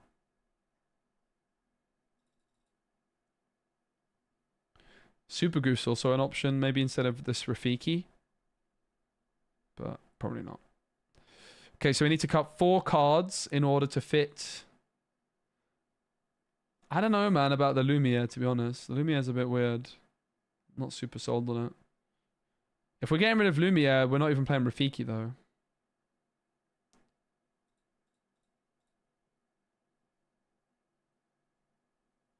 Super Goof with Lumiere does look good. That's true. That is a good point.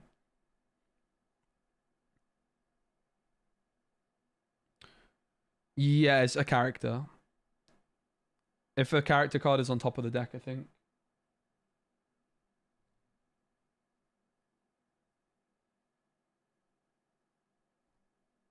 Yeah, I don't really know if I like this deck at all. It's a bit all over the place. It seems like you want Rafiki Lumiere, right? But then I don't know if that's true.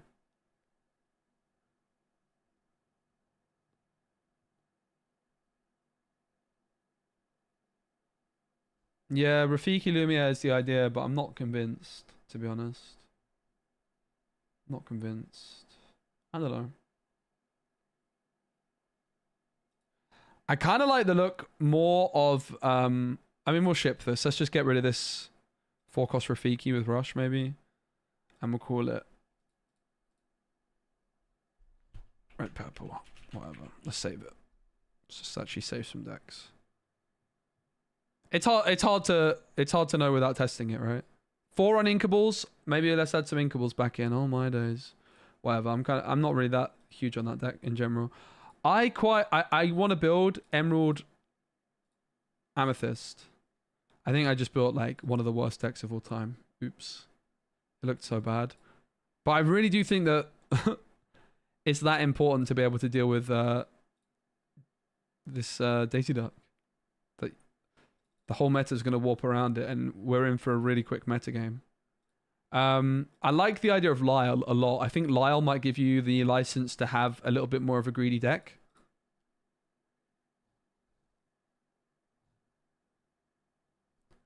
Because your opponent's losing lore, I think that's good. I think it's kind of what we're looking for. I am going to go fill my drink up. I will be right back. You can stare at my lovely deck. Yes, this is a real deck that I actually played. It's pretty good. I'll be right back.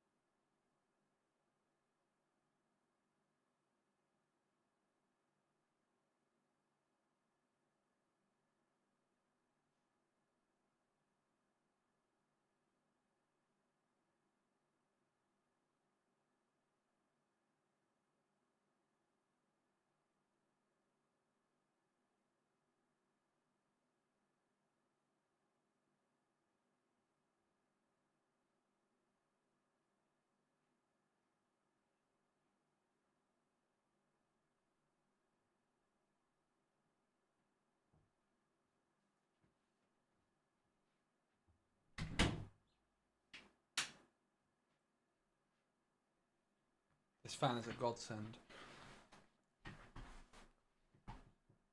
If you're just joining us, I proper put my back out at the gym earlier. Such a stinker.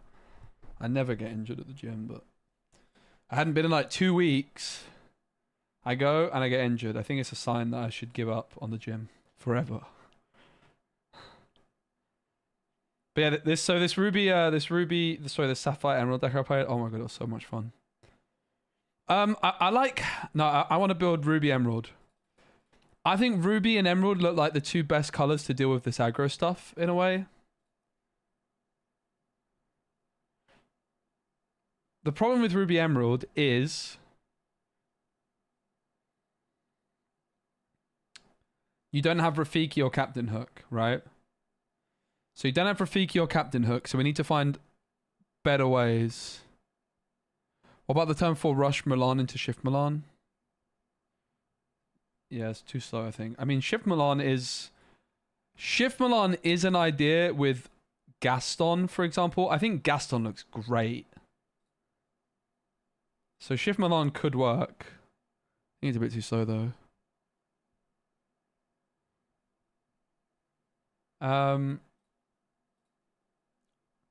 So Ruby Emerald, again, the problem with Ruby Emerald is how are you actually dealing with it? You've got Merryweather and Megara. That's probably... And you've got stuff on 2. The problem is all of these are turn 2 plays. You don't have a turn 1 play, right? Rafiki and Friends feel like turn 1 plays. Rafiki and Hook, but I'm not really convinced that they are. Honestly. It's so interesting. I do like Lyle. Let's... Oh, I'm so confused, mate. It's so hard to build decks when you're not playing. I think Amber Emerald with Under the Sea. Yeah. Amber Emerald Under the Sea. Let's build that. I'm down. I think we can play Lyle in that deck too. I do like a bit of Under the Sea action. So in an Under the Sea deck, I mean, I think that, yeah, Amber just looks good actually because of the Queen as well. Like, you're playing the Queen in this deck for sure. The Queen is actually popping off on main stage right now. Go buy your copies of the Queen right now. And if you are buying the Queen, guys, don't forget to use my TCG player affiliate link. I get like 4.5% of all the money you spend. And guess what I'm going to spend it on? Packs. Of course. We have like £1,000 pack opening coming on release day. Hope you're excited. So, Ariel. The Muses.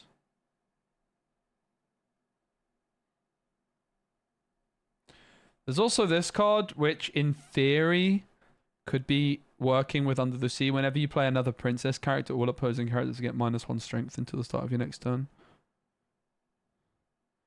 2-drop Mickey Crab. Yeah, I think it's a good one. I agree.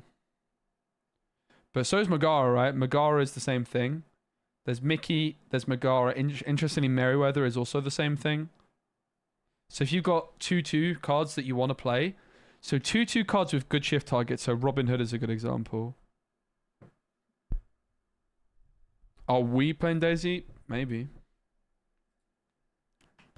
Maybe. We're definitely playing the Queen. We want Ariel, of course, with Under the Sea. We're going to play...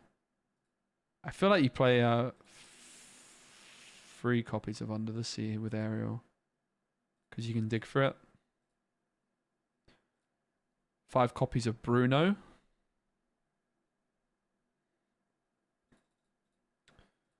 We still want to play the Muses. This deck doesn't look like it's going to be that dissimilar. New card, you're welcome. Oh, this card's good for this deck, right? Really good. Because you can get more discard for Prince John. This deck does look good.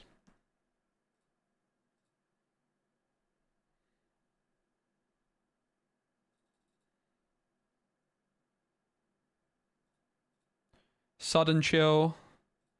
And Painting the Roses Red. Bare Necessities. We don't have Diablo in here, but honestly, I think Diablo could be good.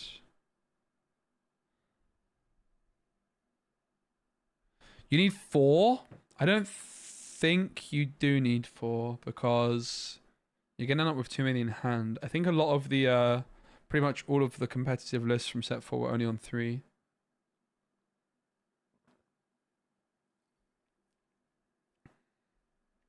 Yeah, that is true. There is the new Rooster card. Every time you play a song, you gain lore, which is really good. The Rockin' Rooster. I don't know what the card's called, but the subtext is the Rockin' Rooster. Rockin' Rooster. Kind of hard to argue with that, innit? Alan Dale. Whenever you play a song, gain 1 lore. This deck is pretty slow, and this gives you some power. I do think Diablo is good in this deck still, with this many 1-drops. It's possible we don't even need the Lyle.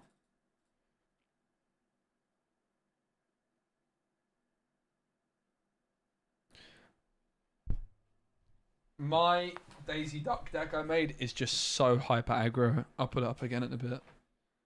It's literally just every card that quests for 2. Befuddle. Goat.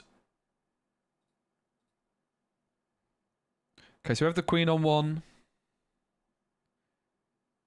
Diablo is good in these decks because you can sing Bare Necessities, which can discard their answer to it. Bare Necessities is also just good. I think you play Diablo in this deck still. You played Diablo in this deck without Bucky before. I tried cooking up this deck without Diablo, and I was close to playing it in the content creator set champs, but I decided it wasn't good enough without the Diablo, which is why I lost my interest in it. This deck probably hasn't changed much. Sir Hiss is good in this deck too. Bare Necessities, where is it?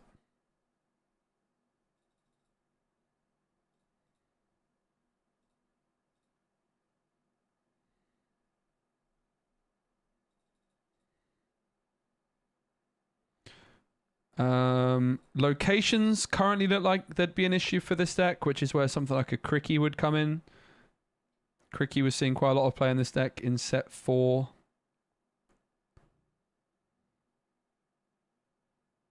We don't have the Muses in here either, which we certainly need. The Muses is so good in this deck because it can just sit there with its ward and pop off. Don't have You Have Forgotten Me yet either. Oh, we do. No, we don't. Yeah, this is a very, very difficult deck to build.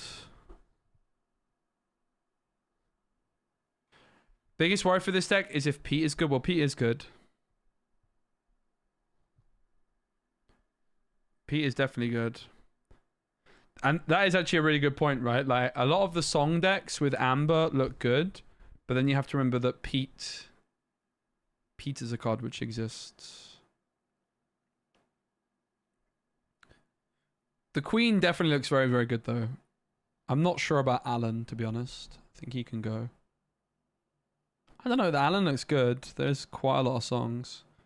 Sir Hiss is hard to get rid of as well, but maybe with the Queen you're not supposed to play Sir Hiss anymore.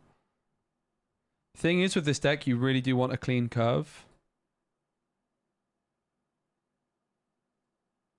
So you can sing as early as possible. But maybe the Sir Hiss could go. Only one Alan seems a bit meh.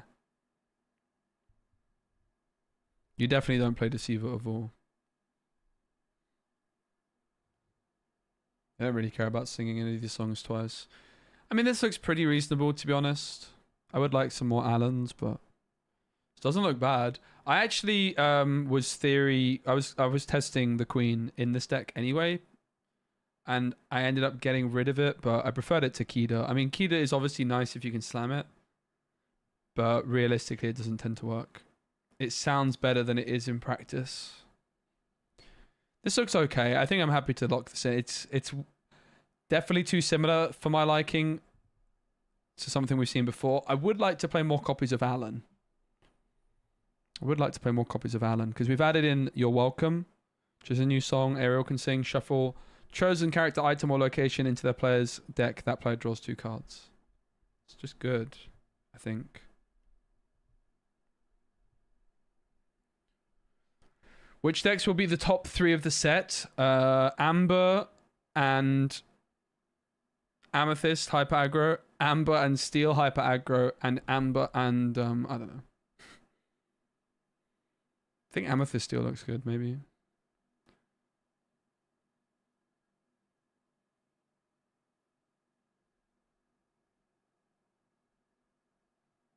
I don't know about not the Daisy not being as good as I think. Maybe you're right. I kind of doubt it. I think if you build the I mean, I'll show you my Daisy deck. I just want you to think, what would you do if I... We'll go this under the sea. It's a bit of a boring build, but... Doesn't mean it's wrong. Don't know if it's right either. So here's the hyper aggro deck I threw together, and obviously you could play around with this. But I have Daisy, Lilo, Maleficent, all as 2 questers on turn 1. So on turn 2, I'm just planning on playing 2 more, right? I'm planning on going Daisy on 1, Daisy on 2 plus Befuddle. That's my opener.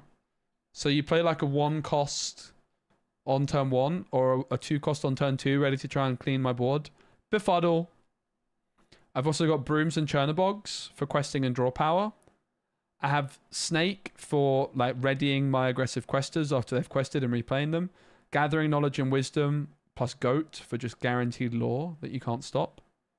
Fox and Snake, again, you can bounce Goat, but you can also just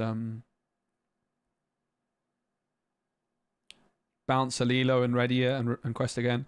Baloo for guaranteed lore. Donald Duck, Musketeer Soldier for guaranteed lore. Gale Wind Spirit, which when this character is banished and challenge return to your hand. Merlin Goat, Bruni the Fire Salamander, which is drawing a card. And Sven, which is working in a similar way to a Fox or a Snake on one of your heavy questers, because it readies them and you can quest again with them. And it quests for 2. It just looks so good.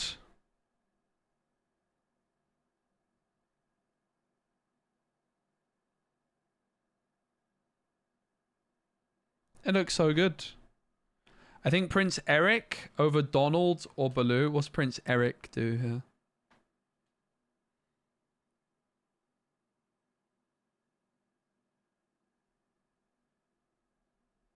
What's Prince Eric? Here. This, if I was to play in a tournament on day 1 of Shimmering Skies, I would 100% play this deck. Without a shadow of a doubt. I'll Prince Eric a 3/3. Donald's guaranteed lore. It's worth it. You can bounce it, right? I think guaranteed lore is good. Donald Duck is definitely one of the more cuttable cards here, though. And obviously the ratios you might want to play around with. Like, possible that 4 Befuddles is too much. But yeah, just looks very good to me. You might note there's a distinct lack of card draw. There's no friends on the other side. There's no rabbits. There's no Queen's Castle, which a lot of you are going to be surprised by. But drawing cards is slowing you down, right? We have Chernobogs and Broom and Bruni and Gale as kind of pseudo card draw. So there's still some card draw in there, but it's card draw which we get while questing, which is the kind of card draw we want. What we don't want is to take, we don't want to sing Frenzy on the other side, because that's, guess what? 1 less lore. And every lore matters with a deck like this. Does that deck win on the draw? That is definitely the big question. It will sometimes. Befuddle is very good on the draw. How often is Lumiere living 3 turns to help? I don't know what that's in response to. But yeah, this is, for me, like the deck to beat. I think every time you're building a deck, you have to look at this. This looks so scary.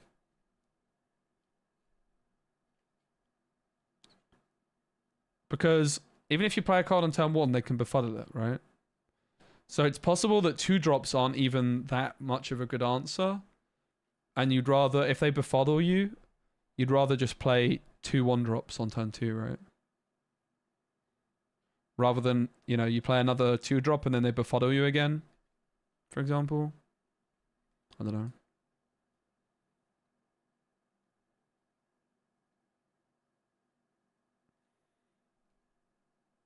If you play Steel, thing is that this deck isn't as bad against Steel anymore, though. I mean, Grab Your Swords is definitely an option, but Daisy Duck doesn't get removed by Grab Your Swords.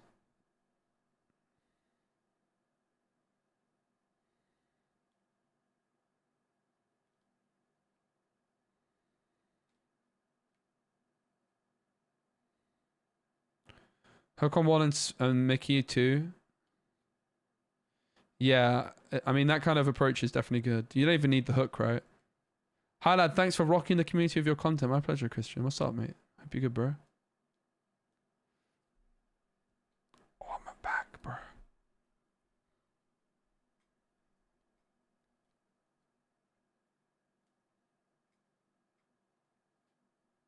Losing Lordex? Yeah, I agree. I think that Lyle is a card I want to build around. Is ramping into Big Sisu a real thing? Probably too slow. I mean, like, how are you going to ramp into it quick enough? The thing is about the Big Sisu is the 3-drop Sisu is definitely quite good. The uninkable one. The 3-drop Sisu is a real card, this set. I do also kind of like the idea of Pluto and Gaston to help you.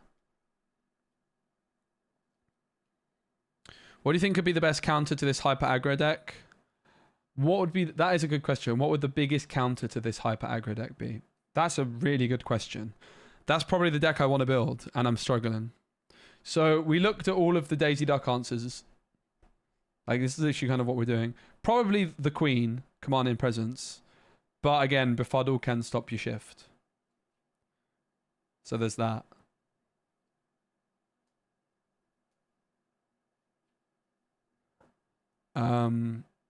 You could play like the Vitalosphere on 1, and then Queen of Hearts on... You can't even play Queen of Hearts on 2.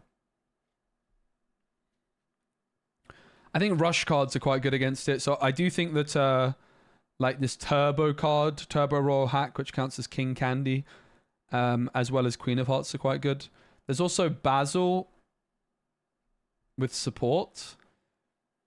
Maybe you should build Ruby Sapphire. Ruby Sapphire, Basil into Queen of Hearts is actually one of the most efficient answers. Okay, your Basil can get befuddled, but... Yeah, that's the other thing. Like, decks like Steel Songs, Under the Sea also does seem like a pretty good answer to the rush decks, because you can get Under the Sea on turn 4. So you can board clear on turn 4 with Under the Sea, right? Because your Aerial sings it alongside a Diablo shift, or Aerial sings it alongside a 2 and a 1 drop. So Under the Sea can wipe on 4, which I would imagine is the earliest. But the problem with that is that the Under the Sea deck is very, very weak potentially to the Pete card, right? Everything can get befuddled turn 1. I know. Befuddled's scary. So really what we're looking for a deck which can beat the aggro decks and is also not like too reliant on songs because of Pete.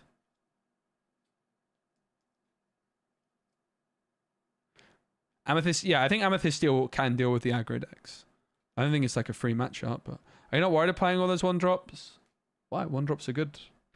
1-drops are efficient. I mean, what a lot of people would do is in a deck they would... And also, I don't really count Magic Broom and Chernobogs as 1-drops. I mean, obviously they are, but they're not real 1-drops. They shouldn't be evaluated as 1-drops in the same sense. I do think that maybe 4 Befuddles is too much, but... I mean, we have been talking about how good Befuddle is. People are going to try and have answers for your deck, and you just... Nope, Befuddle. Nope, Befuddle. Unlucky.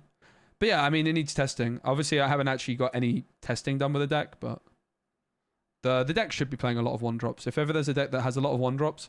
Another thing to mention with this many 1-drops is you can play Lucky, which is a 4-cost uninkable Amethyst Amber card, which if you have a bunch of characters on the board, each of them gains 1 lore.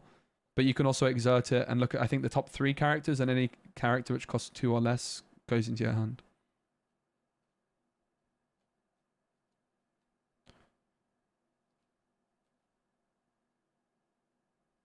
Sisu shift. Yeah, I mean, but how early can you actually get Sisu shift down? How early can you actually get Sisu shift down? I don't think it's that. Look at me just shuffling cards while I'm chilling here. You can't see, but I am. I played the Shimmering Skies so many times in League last night playing Ruby Amethyst. Let's go. Do love a Shimmering Skies. Alright, let's build a Ruby Sapphire. Ruby Sapphire seems like it's got legs. Because of Basil. Which is interesting. You'd think it's like the worst card to deal with hyper aggro, but this new Basil card is very good with the rushes. So Basil on 1. And then the Ruby rushes on 2. So you've got Turbo, which counts as King Candy, and there's a King Candy 5 drop. Turbo Queen of Hearts. Oops. We did save this other deck already. So Queen of Hearts, Turbo. Turbo is very uninkable, that is the concern, but there's also this 1-drop King Candy. Basil. That is one of the most efficient answers to the Daisy Duck around. Having said that, yo Jordan, what's up, mate? Great to see you. Is this Geordie? Renamed?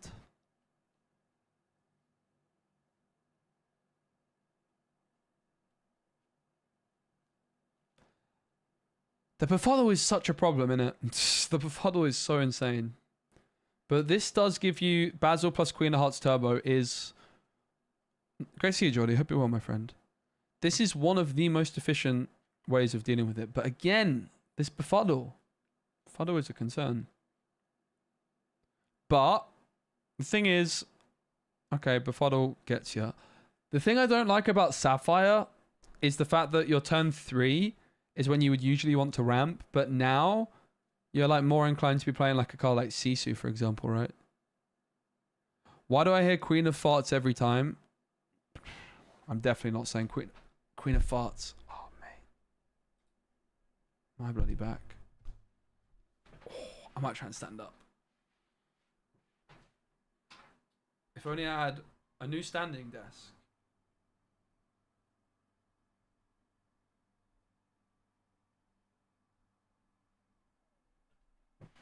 Wouldn't that be nice? Oh, that's better. Probably just good to sit down and stand up a bit, not do one too much. Pog.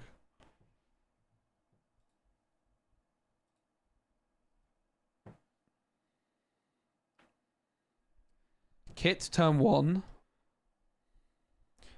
So the other interesting thing about Basil is there's a 6-cost Basil, which when you shift is drawing you a card, or drawing you 2 cards maybe. But it's a shift 5, which is kind of lame. If you shift to play this, you may draw 2 cards. It's kind of interesting. It's really bad if you're not shifting it though. Really bad.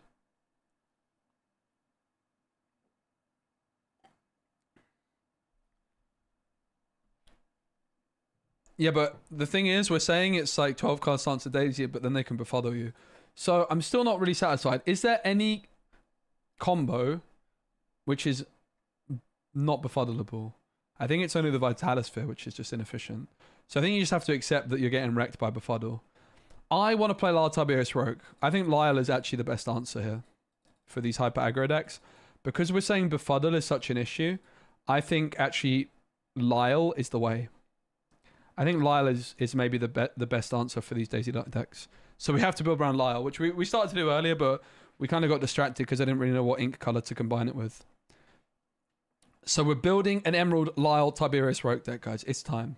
The reason I think Lyle is the best answer for Daisy is because it's befuddled. It can't be befuddled. You can have some answers earlier in the game, but then if they get befuddled, you've got Lyle to fall back on. So Lyle is giving one of the Daisy Ducks Reckless, which means they have to challenge. And they can't quest. And whenever one of my characters is banished, your opponent loses 1 law. Turn 1, yeah, it is. But there's no... The only 2-cost character with Rush, which has 3 strength, has only 1 willpower, so it's so inefficient. While Lyle... No, because Lyle is making them lose law, which is a huge deal. Yeah, Befuddle is under 2. Jolly Roger on turn 1 could work. Is there any other captains with 4 strength that cost 2? I don't think so, right? The only 4th strength character I think on 2 is Argus, and it's got 1 willpower. Okay, so we're playing Lyle. Now, in Emerald, the other options that we have, there's quite a lot, potentially, to deal with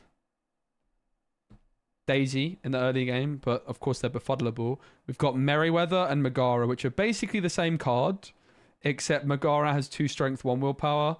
Merryweather has 1 strength, 2 willpower. But it's basically a 2-cost card, right? I really underestimated how good Merryweather is. What do you guys prefer, Merryweather or Megara? It's very interesting. Probably Merryweather's better. I don't know. I don't really like the tropical rainforest. It's an idea though. We can definitely take a look at it. I think it's a bit too niche. It's an interesting shout though.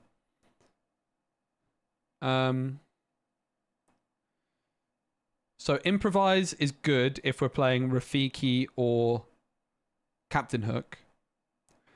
And my gut feeling is that I kind of want to build Emerald Amethyst and Emerald Steel with Lyle. Mickey Mouse would be an option, but we've got Megara and Merryweather, basically Mickey Mouse. They're kind of all the same cards, right? Mickey Mouse is the best of the bunch because it's just got the better stats. 1-3, I think, is better than 2-1 and 1-2. Yeah, Jacques could be an idea on 3. The Fox. Let's build Amethyst first. I think Amethyst does look good. Amethyst, Emerald. Let's actually build the deck. Okay, Fox on 2. Happy days. We could play Improvise and... I mean, he's also Lena Saberwing. Honestly, this card is pretty bad, but... it's maybe not as bad as I thought. Meg is a 2-1. And Merryweather is a 1-2. Probably would rather have a 2-1. But then Merryweather has the flexibility of if you really want, you can play it on turn 1. Jacques Lyle? Nah, that's a bad take. Lyle is the man. Jacques is not fit to clean Lyle's boots, mate. Lyle is the man. He is the chosen one. This card is so good. It's just a lot of Emerald decks really... it's difficult to justify Lyle in previous metagames because you've got 3-cost uninkables like Prince, John, and Diablo that exist. Okay, so I think Rafiki and Improvise is still good. I'm pretty keen for Rafiki Improvise. Just seems reasonable. Could also look at Diablo. The other thing to consider is there's like this other Diablo. I wanted to go really all in on this strategy. There's also Hidden Cove, which is not a card we've talked about that much, but Hidden Cove is definitely a good option as well. Because you could play Rafiki on 1, Hidden Cove on 2. Turn 1, Croquet Mallet? What does that even do? Banish this item. Yeah, it's... don't want to use a whole turn on that. Yeah, I think we can safely put the bounce package in, I agree. But not the whole Merlin Mim, because let's not forget there's a lot of new Merlins and there's a new Mim too. I feel like this Rafiki is going to be good enough in this deck. When you're playing Maui, maybe it doesn't quite fit, but here, I think it's got to be good, right? It's just another clean way of answering a Daisy. This card looks so good to me. Yeah, we're definitely playing Brooms and Followers. I guess if we're playing Brooms and Followers, we might also want to consider playing the Library, possibly. Which is whenever a character is banished here, draw a card. We're going to play Friends.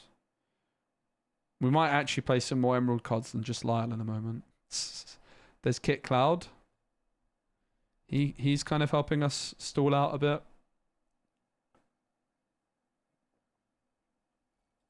I have to say I really like the Mother Gothel potentially. I think also Ursula Deceiver is still good, right? Probably going to want her. Oh, and there is also this Ursula, if we can get there. Shift 5. This card is very good.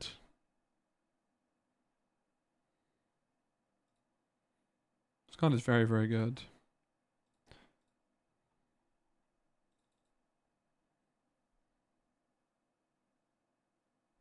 Yeah, I agree. Let's play the castle, the library rather. The mini castle. This deck is filling up quickly, isn't it? So we have Chernobog's Brooms, Snake, Ursula. We don't currently have Rafiki, Improvise. Yeah, I don't know if Ursula's that good, it's true.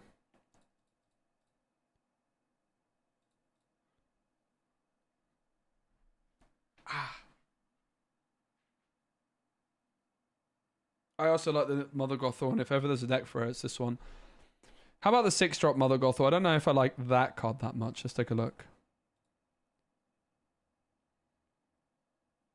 I don't like Camillo. So the new 6-drop Mother Gothel is when you play this character, each opponent chooses one of their characters and returns that card to hand. Yeah. Oh, the top end of dreams. If we get to 6, we have the Menace. Elsa Rush on 5, I think, is good. Oh, she can sing Bruno as well. Damn. I do love a bit of Prince John action, but currently we don't have any synergy there. But the new Elsa card's very, very good as well. Rush evasive when you play this character, etc. as an opposing character. Amethyst has so many good cards, mate. Like, you've got the new Bruni card, which is a 4 cost, which quests for 2 is evasive, and when it's banished, draw. It's absolutely wild.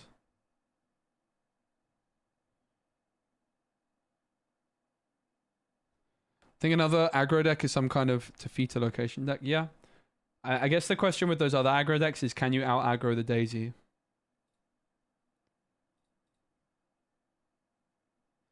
Where are the Emerald cards that we want to play, guys? Has anybody seen them? Just seems like Amethyst is insane, this set.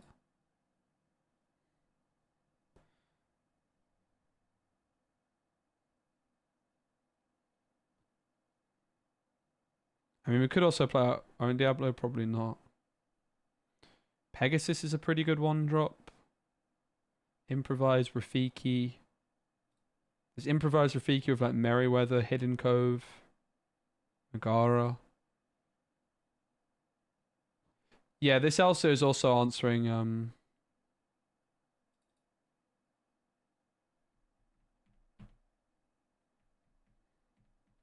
Diablo. Robin Hood Daydreamer is kind of speaking to me, I'm not gonna lie. You have to tell me twice. I mean, look at it. It's insane. It quests for 4. That's mentally good. I do love this card. Building a deck to only beat another deck isn't a good start. You need a deck with a game plan and then figure out your matchups. I disagree. I think like there's no. I actually really disagree very strongly. Ouch. In a similar way to like in set 4, if your deck doesn't beat Bucky, why are you playing the deck? That's kind of my early. And this is not necessarily something that's going to last in the set 5 metagame, but I think to begin with, I think this hype aggro deck will be everywhere. I think it looks insane. And therefore, I think it's unwise to be building decks which aren't able to beat that. I think it's just... I just don't think that's the way that card games work, in my opinion. In my opinion, if there's a deck which you predict to be everywhere, you need to be able to beat it. And then once people build decks that can beat it, the deck will still be popular but less popular. And then the meta will develop. But in my opinion, the deck, like, you need to be able to beat the hyper aggro, or your deck is not very good. Probably. That's wrong. You need to have... Right. Red Purple wasn't made to beat Bucky. It's shifted cards to deal with it. Yeah, sure, but... It can beat it. It didn't shift that much either. It wasn't made to beat it, but it can beat it. I know we're answering Daisy. Yeah, that is a good question. That is kind of the issue. With a lot of these Amethyst decks we've been building, is like, they're very slow. Yeah, you need to have your own plan. Exactly. There's like a middle ground. But that's the thing, when you've got like a really polarizing deck, which this aggro deck is, the whole meta will warp around it, and a lot of decks are going to end up looking a lot less greedy than we're expecting, which is why I think probably like the red-purple deck I built looked really bad, right? It looked terrible. But I think that's because this Daisy Duck is going to warp the meta so much. So if we're getting to 6, is there any Amethyst 6 cards we're interested in? No. I don't really like this Camillo because it dies to Medusa. Then again, it's pretty hard to get to Medusa in this meta, maybe.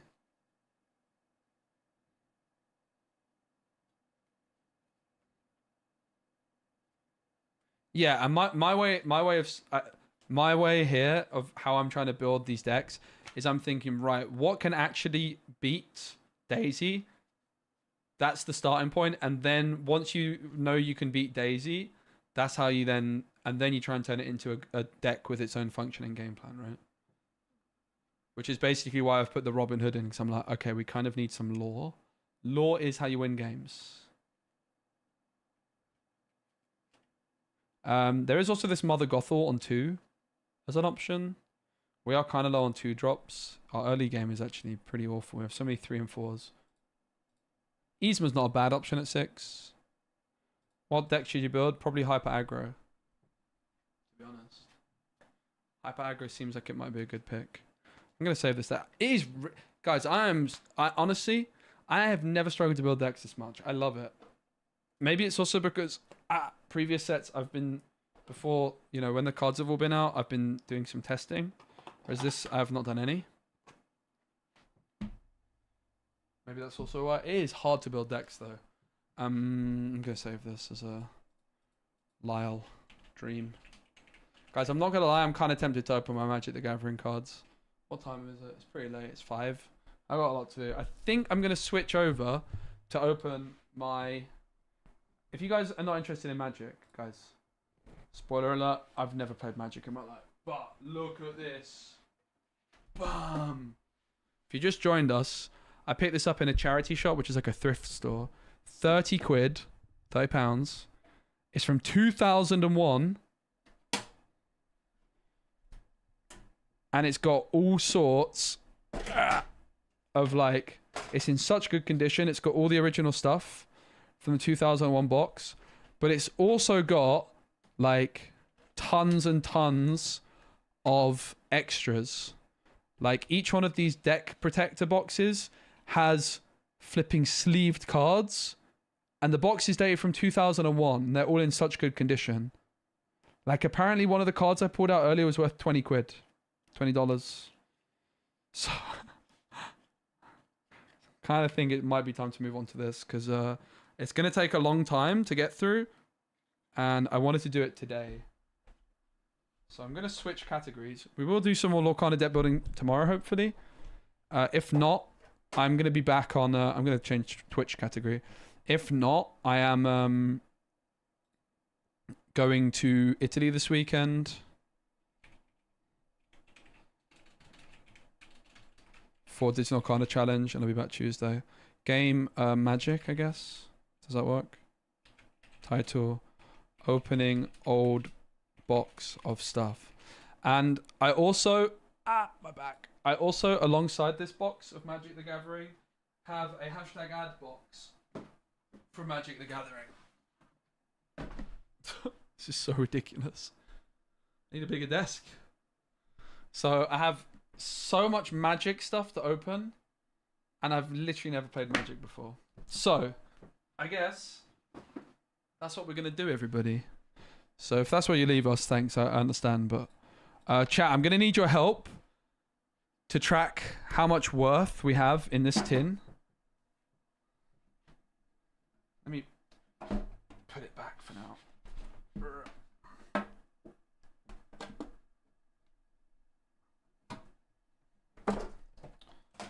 I guess I don't need my screen, so I can have chat open on one and OBS open on the other, because my OBS is a bit of a mess. I don't have ability to see both. All right. So I'm going to put this back. I'll do a little YouTube intro because I do want to make a YouTube video out of it. Bam. Bam. Let the new addiction begin. I hope not. Welcome everybody to a brand new video. It's my first ever Magic the Gathering video. I make Digital Lorcana videos. I've never played Magic the Gathering before, but Wizards of the Coast very kindly sent me a box full of some goodies, including some packs, a deck box. But if I'm honest, I'm sorry Wizards, as kind as that was, I'm even more excited about this other thing, because look at this. I found with my Disney Lorcana mat. I will replace that with my... Maybe I should replace that now. Since it's a hashtag ad. Alright, Wizards of the Coast sent me a play mat. Let's see what's inside. If those are actual decks, you should first sort by cards so you can stack the 4-ofs and then we can track the value. Yeah, that might make sense. I can see it. Alright, we're getting a new playmat in the building. Shout out to Wizards of the Coast. Goodbye, Honey Wizard. You'll be missed. Also, this desk is a hashtag sponsored desk I need to record a video for as well. I got it for free. Who is this? Who is that? Quite a nice mat, isn't it? Oh, my Magic the Gathering playmat. Thank you, Wizards of the Coast, for that. So some of the other things they gave me this cool deck box.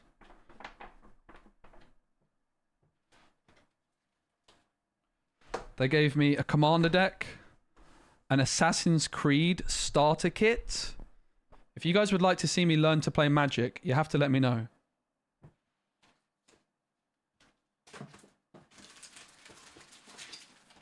I got some card sleeves, but even more importantly, I got tons of packs, which includes Jumpstart 2022, Assassin's Creed, we've got Outlaws of Thunder Junction, all sorts.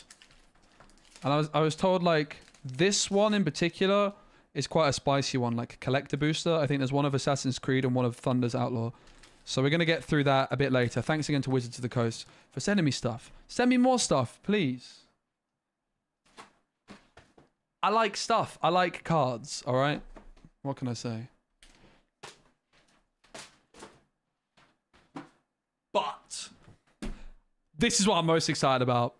I've been itching to open this.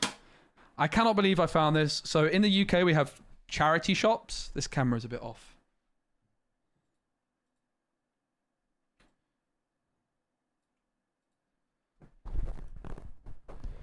In the UK, we have charity shops. And so someone donated this to the charity shop. I saw the price on it, I saw the name, and I just bought it. I didn't look inside. On the bottom, you can see here, Wizards of the Coast logo, but it says 2001. 2001. So as soon as I saw this, it was like, okay, I was meant to find this. And it is in such good condition. The tin itself looks a bit battered and bruised. It's seen some things. But not only is the original contents of this box, which is Garfield versus Finkel, in the box, it seems as though this individual's whole Magic the Gathering collection is in here. And it's all sleeved. It's all in incredible condition, which is why I'm so excited. So Simon... I keep saying Simon. I think Simon Garfield is an actor. Is that why? Garfield versus Finkel. It says here, the creator versus the champion. The Magic the Gathering Deckmasters box set showcases the ultimate battle of wits. Richard Garfield, the legendary creator of Magic, faces off against John Finkel, a Magic World Champion. So this box was designed in 2001. I was 5 years old. I'm now 28. This is old. And look at the condition of it. It's absolutely phenomenal. You've got the contents... Got like a little booklet which goes through all sorts of different things, like in the John Finkel deck and the other deck as well. Very, very epic. There's also a rule book. I think this is a poster. Certainly is. Is it double-sided? Find new players and pick their brains. Magic Arena League. Nothing beats it. We've got the cool little... the poster as well. Ravensburger should send a box... Oh, man, I wouldn't mind an early box. Not gonna lie.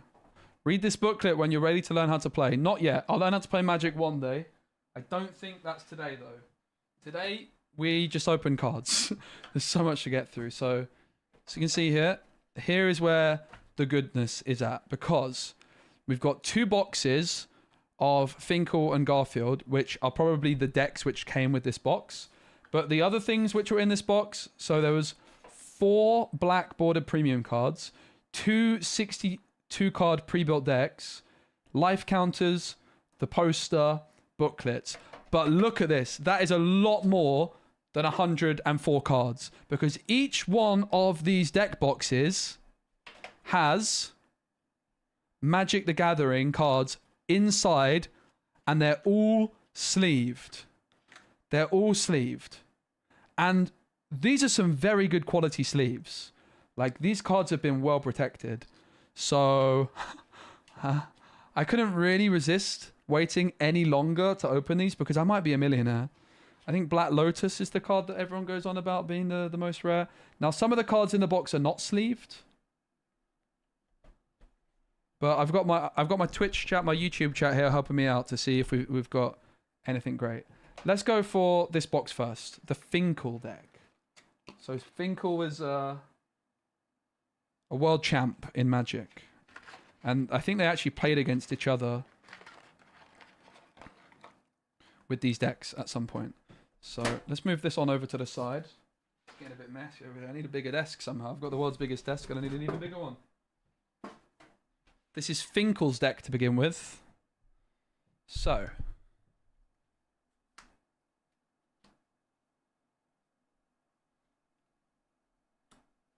Chat, I'm just going to try and like match them up. You tell me if there's anything good.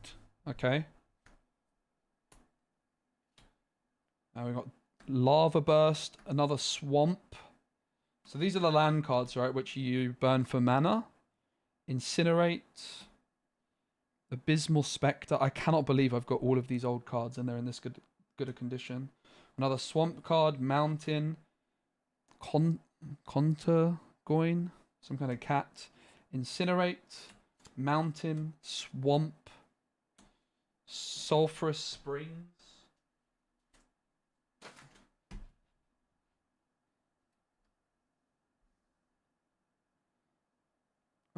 Swamp. Limde's High Guard. That's a new one. It's a different artwork of the same card, isn't it? I think so. Pyroclasm. Guerrilla Tactics. Goblin Mutant. Dark Ritual. How am I supposed to fit this all on the camera, guys? There's so many different cards. It's like, how many is the max in Magic of like a card? How many cards are you supposed to have in a deck? And how many of the same card can you play? There's a lot of Swamps. Lava Burst. Mountain. Storm Shaman. That's a new one. Swamp. Soulburn. Foul Familiar. Mountain. There's so many cards. A War Beast. Dark Ritual I don't think we got yet. A Fiend. A Mountain. Icy Manipulator. And that one's new too. Mountain. Orcish Cannoneers. Mate. Alright, this is not as easy as I thought. Storm Shaman. Foul Familiar. I feel like we had that one already. We did. So. Oh, this one's like a foil. Look. Icy Manipulator in foil. Icy Manipulator in foil. Okay. Put this one to the top, I guess. Orcish Cannoneers. I think we had that. Oh, there's the Icy Manipulator. Non-foil. I'm not very good at organizing these things. Anyway, Mountain. Swamp. Mountain, Swamp. And then we've got an Underground River, which is a land. River Goblin Mutant. Orcish Cannoneers. Yeah, that's a good question. Is this the actual original deck, or is this something in... Is this the original deck, or is this just in the deck box? So this was Finkel's. Swamp, Mountain, Sulphur Springs, Underground River, Foul Familiar. This sounds like it is the original deck, right? Yeah. So what was the best card from this one? So this is the Finkel deck. And we had in here the Icy Manipulator was a foil.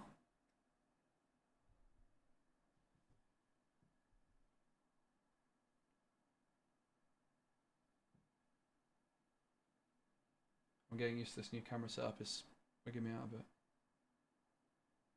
That's a nice foil.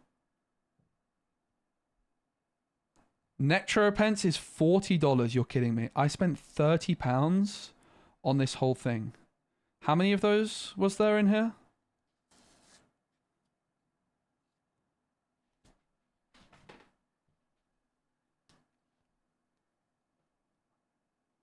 Okay, I see manipulators. Even with the thingy.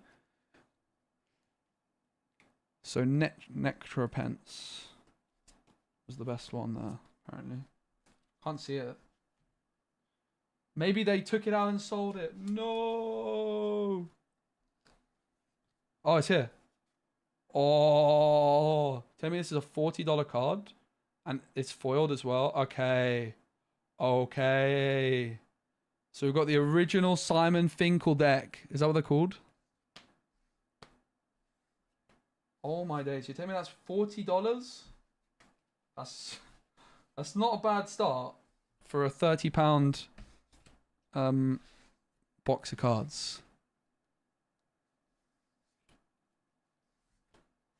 That's a pretty good start. Oh my days. Thank you, Mr. Finkel. All right.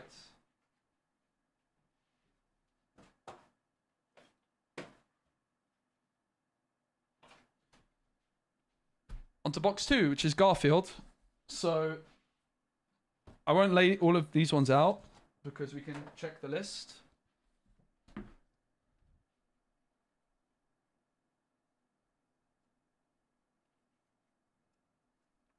So we saw John Finkel's and we've got Richard Garfield. Richard Garfield's deck is there, which we're about to open. How cool is this? Let's have a look. Is it sleeved? Oh, you bet it's sleeved. It's all in such incredible condition. On the top, Incinerate foil. Incinerate. Deals 3 damage to target creature or player. A creature dealt damage this way can't regenerate. And it costs 1. That sounds good. I don't know, like... Cheapest deck master set is €330. Jeez!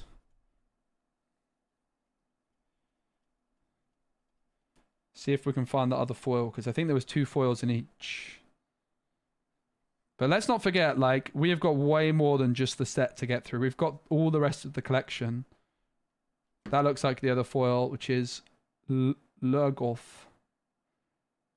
Lurgoth's power is equal to the number of creature cards in all graveyards, and its toughness is equal to that number plus 1. Toughness is defense. Sold listing of this tin in the decks is $180 to $200. Nope. It's not bad, is it? Will I sell it or will I keep it? I think I'll keep it. I think this is a really cool memory. Well, maybe I won't. We'll see what else is in there. So, pretty good find. It's like it was speaking to me, mate. As soon as I saw it, I didn't even open it. I was like, I'm buying it. I don't know. I don't know if this is worth 30 quid. I don't really care. I'm buying it. All right.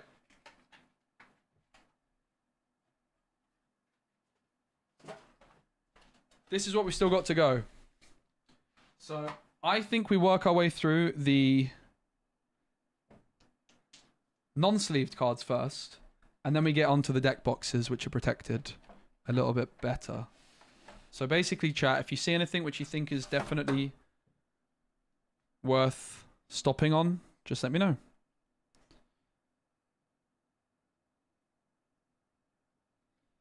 Okay. Explosive Growth. We have Baron's Unmaking. Dwarven Landslide. Maybe I can zoom in for you guys actually here on these. I say maybe. I most certainly can. Jeez! Skies. High tech.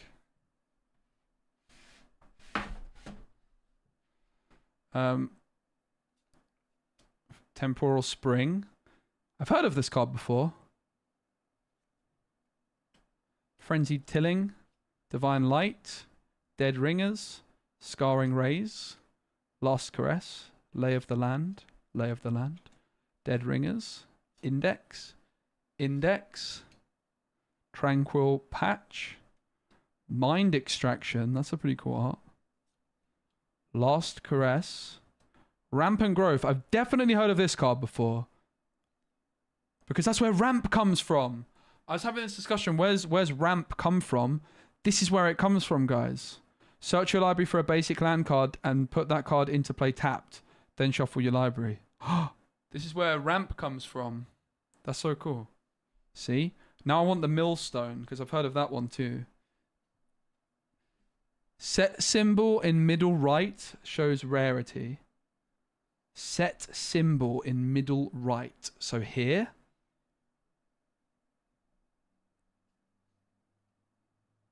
This little symbol. I can probably zoom in some more, you know.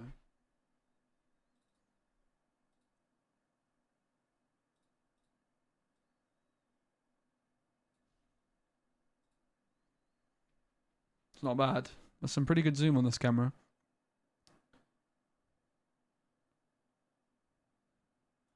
I'm guessing none of this is worth much.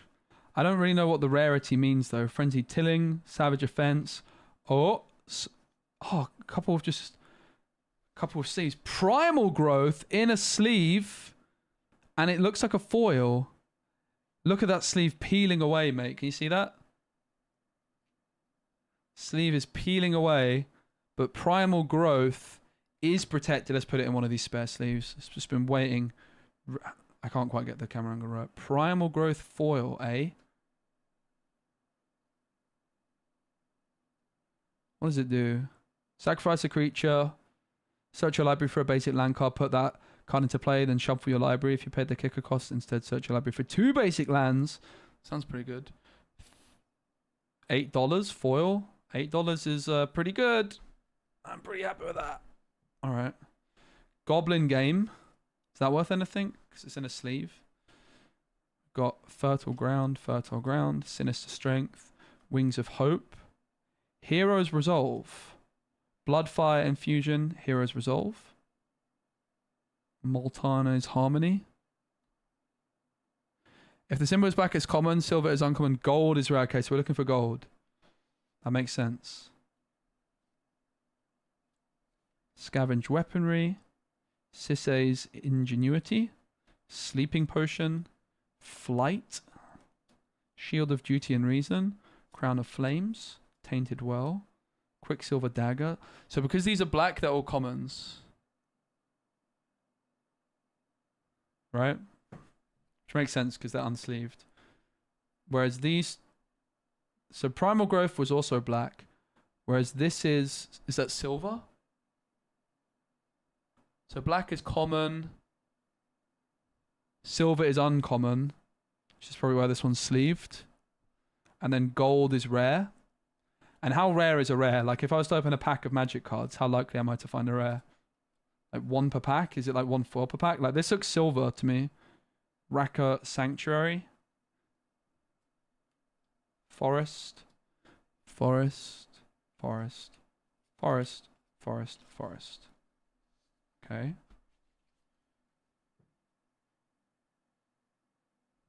This is so much fun. I'll keep these 2 off to the side, like the ones that were sleeved.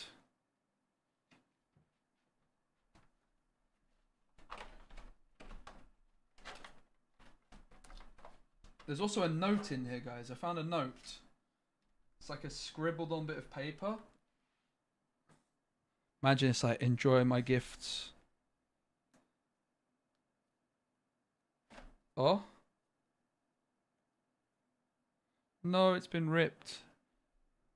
Say to and...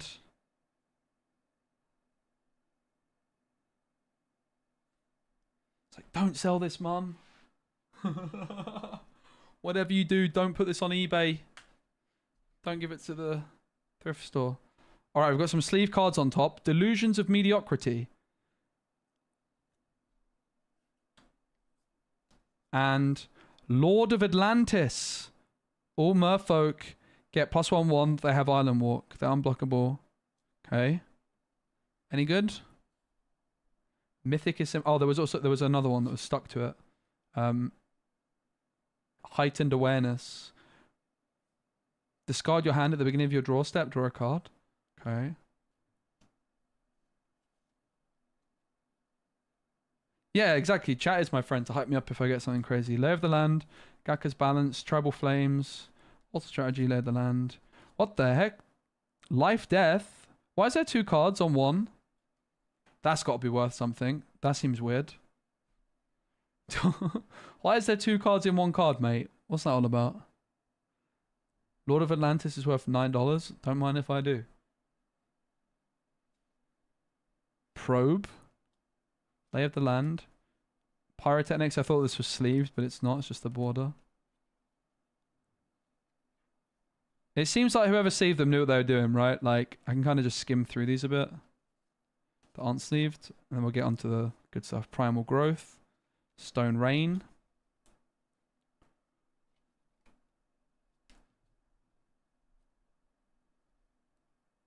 Ancient Spring. Irrigation Ditch. Geothermal Cave, Plains, Forest, Plains, Island, Plains, Mountains, Island. So all the lands here. Some lands are worth something, right? Like dual lands. Wait. Is that good?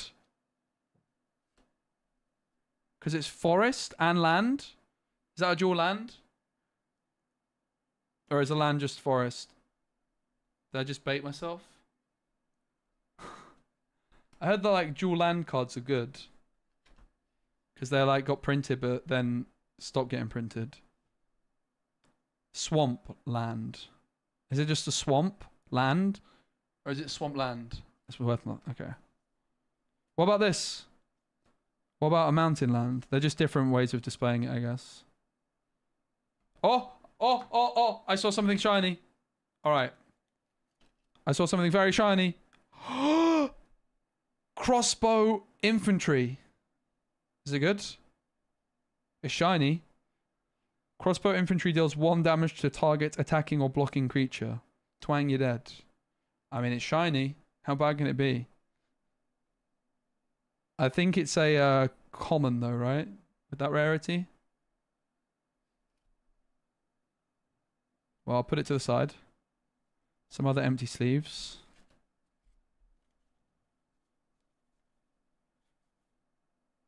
Okay, some more sleeved cards. We have like 5. Okay, we have Ruby Leech. Suffocating Blast. Sibilant Spirit.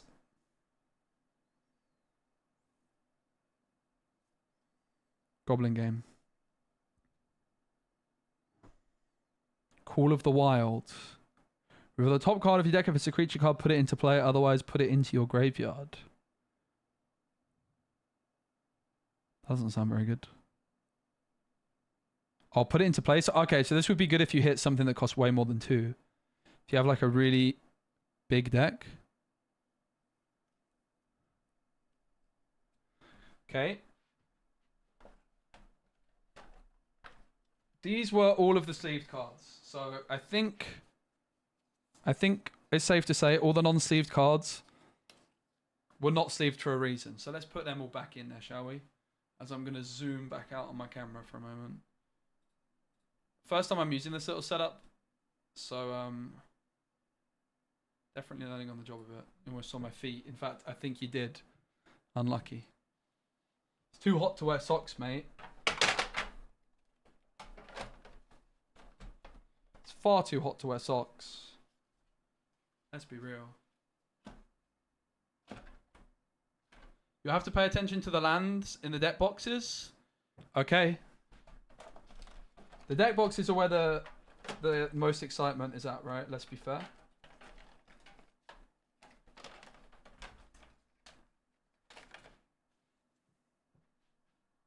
This is so exciting, mate. What I wonder about is what did they do with the rest? Oh wait, is this another part of the note? No, it's the same note. What I wonder about is what did they do with the cards which didn't fit in the box, right? That's what I want to know.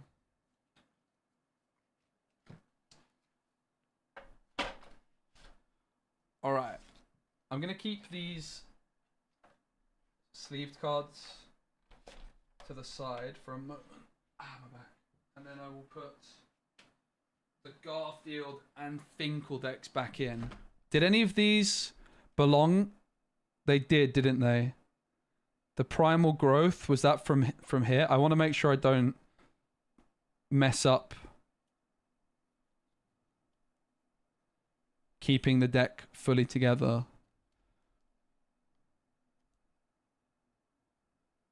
Probably had a binder, that's probably true. Oh well, I'll keep these to the side for now, but if you guys know that any of those cards were supposed to be from these boxes, I'd greatly appreciate you just letting me know which. Basically, if the foils from...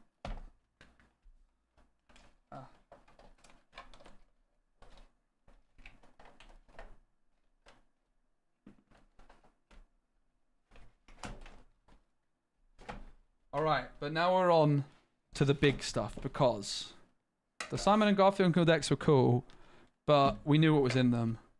What we don't know is what on earth is in these 5 deck boxes, which are all sleeved. There's a few more cards here, we'll just double check. They're all unsleeved.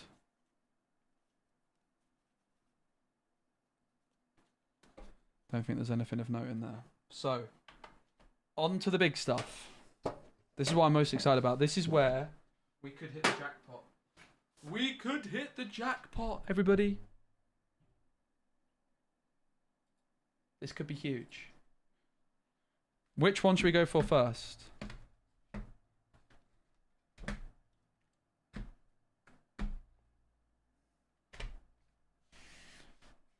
Five decks. 5 decks. I feel like I've got to be able to get the angle of this better so it's not quite as intrusive on the camera.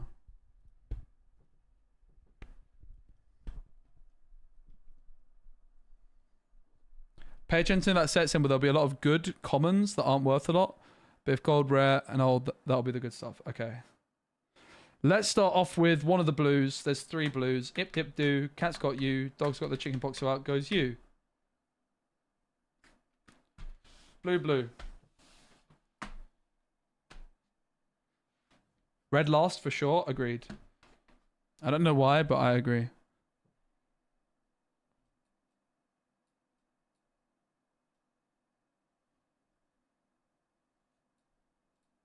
Here we go.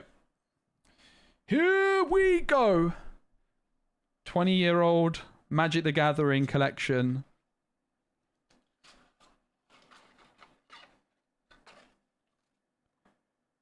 Show me the goods. So, can I zoom in a bit more?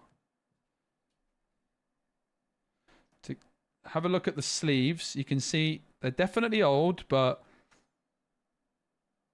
well maintained. There's a few upside down cards in there as well.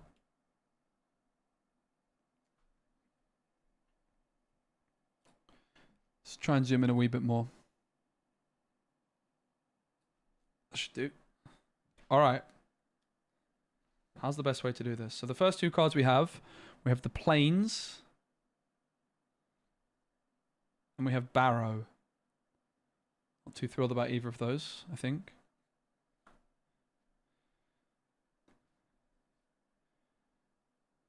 So we have the Wayfaring Giant,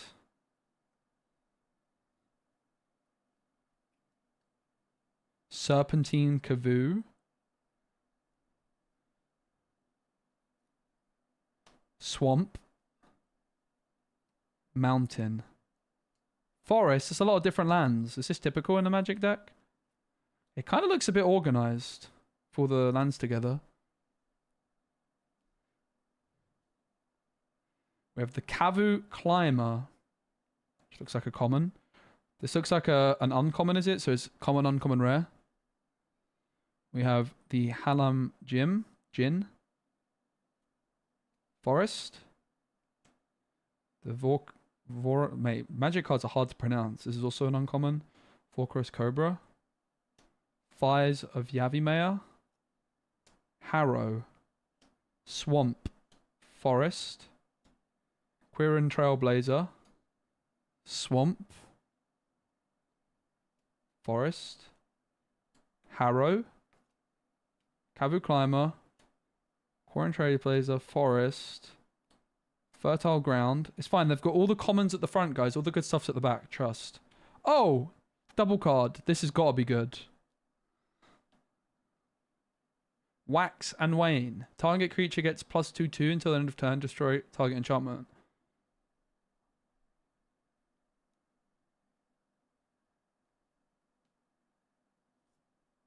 Tribal Flames. Forest. I thought that was a foil for a second there. We've got the Zanem Jin. Ordered Migration. Exclude. Forest. Forest. Another double. With Spite and Malice. The swamp had a judge symbol. It was a foil swamp. I missed it. Is that worth anything? Foil swamp. I didn't actually notice that.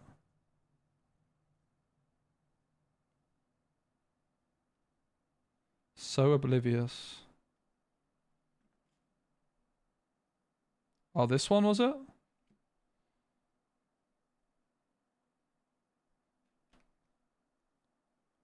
Kind of hard to tell the foiling through the sleeves, I guess.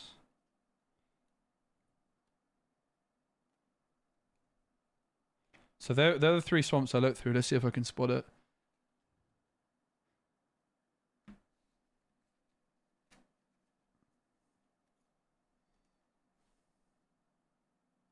Okay, it's this one. I can see the border is. What's the number? At where?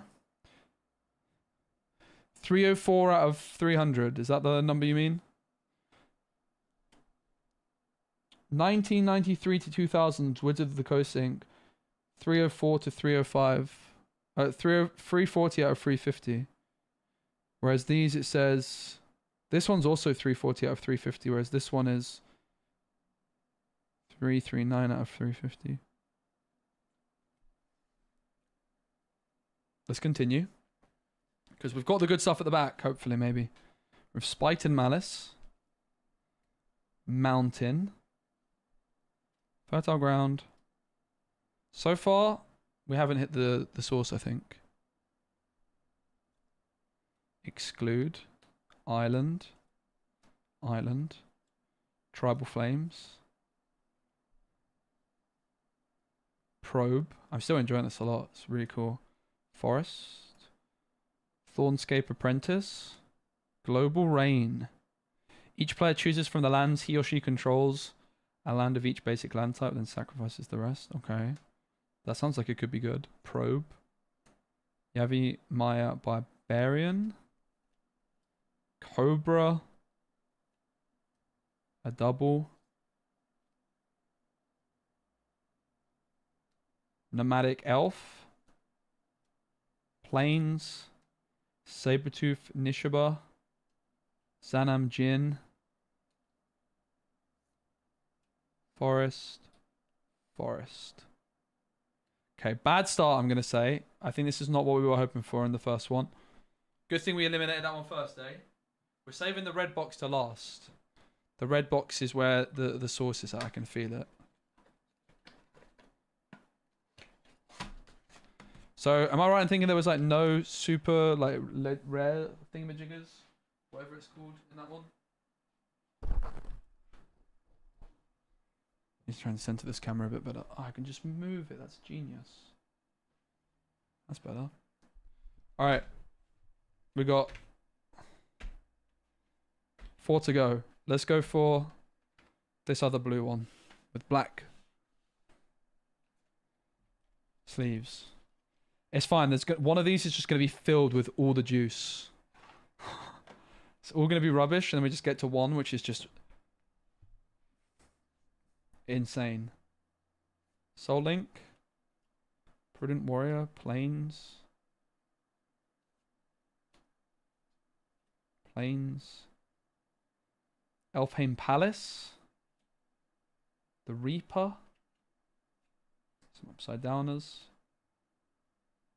Quagmire Druid. Phyrexian Arena. Forest. Swamp. Razortooth Rats. Putrid Warrior. The Palace again. Looming Shade. Swamp. Dead Ringers. Grave. Defiler.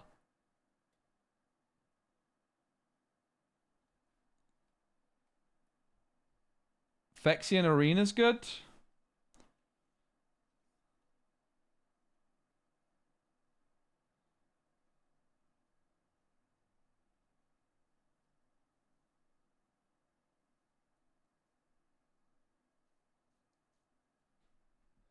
$6. Okay.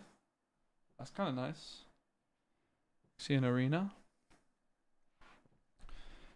Tiger Eye Cameo. Yeah, we're looking through a box of like 25-year-old Magic cards, which I found at a charity shop.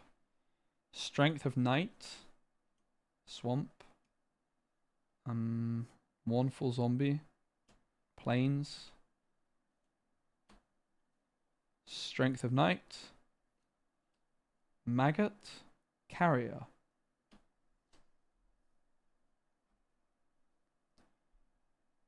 Phyrexia Battleflies. Duskwalker. Putrid Warrior. Carnivore. Dead. Zombie Bow. Foul Presence. That one's got... Okay, it's an uncommon.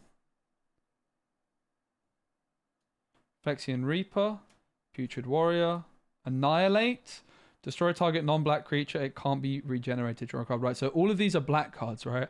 Okay, so it's a black deck. Specifically. No, this is green. So is this a deck or are these just cards that are sleeved in here, guys? Talk to me about Magic. Are these like, is this an actual like functioning deck or are these just like random cards in a box? Strength of Night. Death Grasp. Grave Defiler. Grave Defiler. Consume Strength. Gladenar. Mournful Zombie. Zombie Bow. Chromatic Sphere. Sacrifice Chromatic Sphere to add 1 mana of any color to your mana pool. Draw a card. That sounds good. It's an actual deck. Not a good one. Okay. Swamp. Swamp. Swamp. Swamp. Swamp. Swamp. Dead Ringers. Forest. Forest. Forest. Maggot Carrier. And... Zombie Bar. Okay, so far, where the magic is supposed to be happening, we've been a bit disappointed, but we're having fun. I mean, this was definitely worth £30 so far already, just for entertainment value. But imagine, all we need is one good card, and we're quids in. 3 to go. We're saving this till last. We'll go for the other blue one.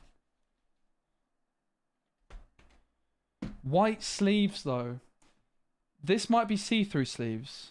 I can see the back of the card. Let's go for the potential see-through next, because that seems like the worst chance we've got for being good.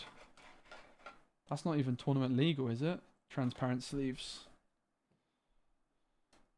Okay, we've got the Firebrand Ranger. We've got the Dryad. Daring Leap. Forest. The Storm Escape Apprentice. Thunderscape Apprentice. Island. Harrow. Forest. Plains. Flay. Wings of Hope. Exotic Disease.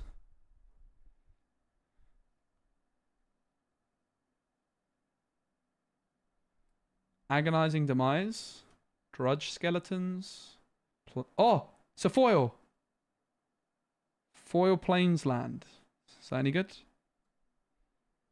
Forest. Lay of the Land. Forest. Hypnotic Cloud. Wordly Counsel. Squeeze Embrace. Repulse. Probe. Blaze. Bobcat. Kaivu. Cremate. Move target card in a graveyard from the game. Draw a card.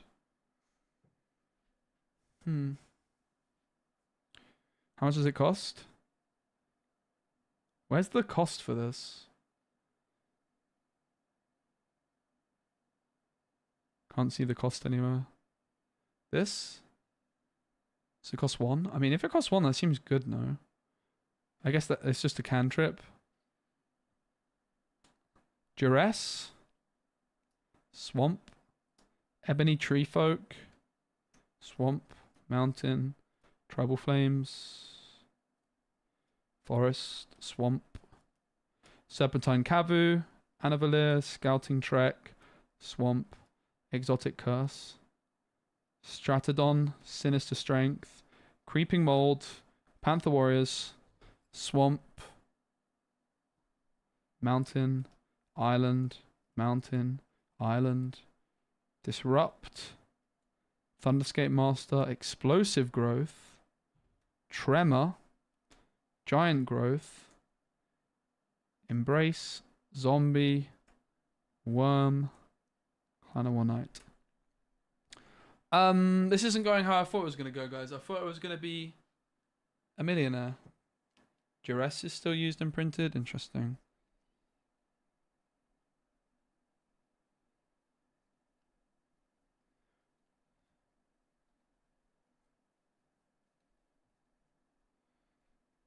I feel like I did recognize the artwork on that one, actually. Duress is the best card I've seen so far. Target opponent reveals his or her hand. Choose a non-creature, non-land card from it. That player discards a card. Target reveals his or her hand. Choose a non-creature, non-land. It's bare necessities. Guys, why is Magic the Gathering ripping off this Lorcana? This is just bare necessities. Ha ha ha ha. Ha ha ha ha. This camera is wonky, bro. What's going on? Why is it so wonky? It's on the wonk.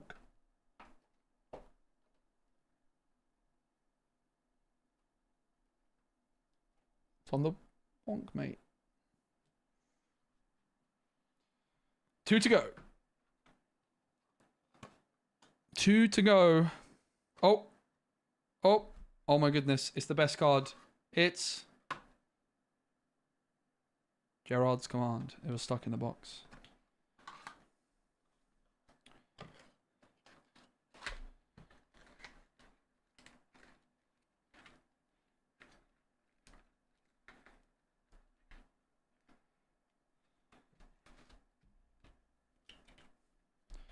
Two to go. We're saving red to last, which means we're on to the white sleeves.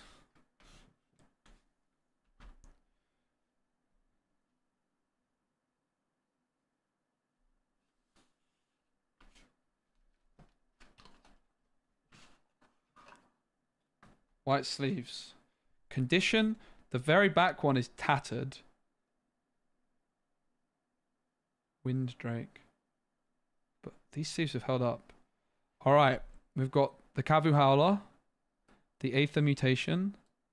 The Razorfin Hunter. The Chromat. These are a lot of like commons, right? Rares rather.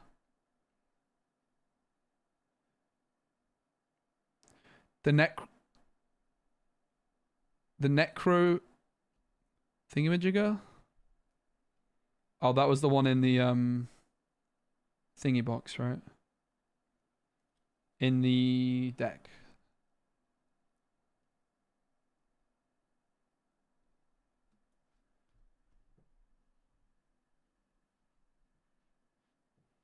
Chromat is worth a few quid. Alright. Let's have a read. That's a lot of text. Destroy target creature. I don't understand how that works.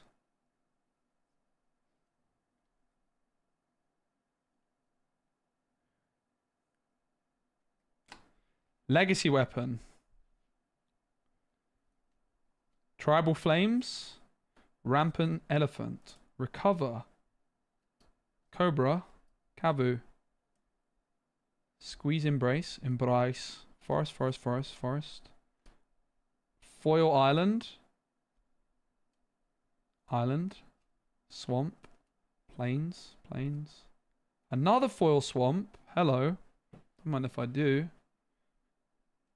Return to battle. Return any one of your creatures from the graveyard to your hand. That doesn't sound that good. Maybe it's good. Air Elemental. Mountain. Mountain. Kavu Chameleon. Is that a foil? Don't think so.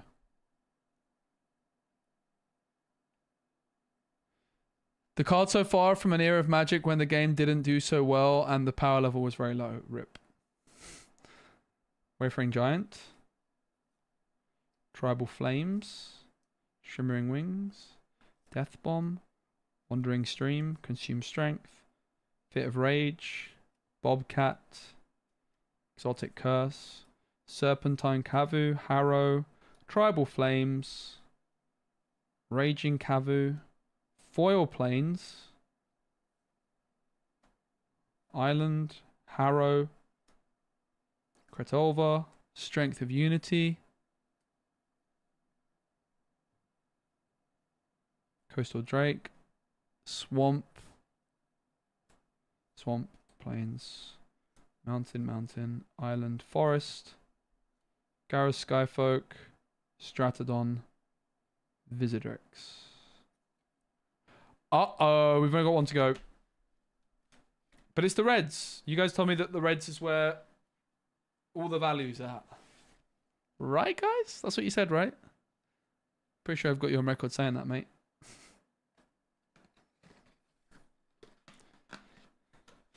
I was so convinced I was going to be a millionaire. I was so convinced. Don't forget, after this, we've got, like...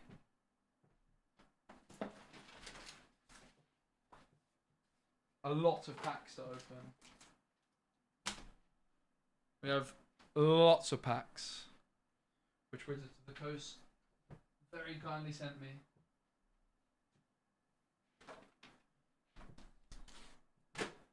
But first, we must finish this box. Here we go.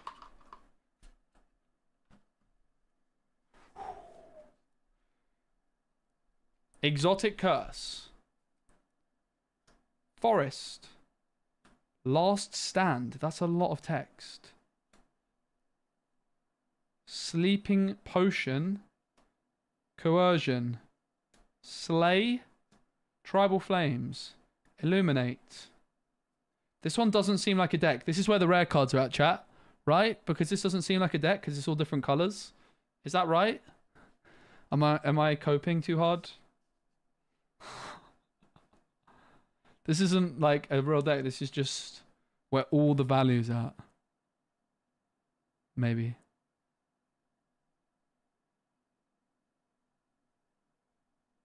Air Elemental. Reviving Dose. Golem. Mantle. Palace. We had that earlier. Kavu. Island.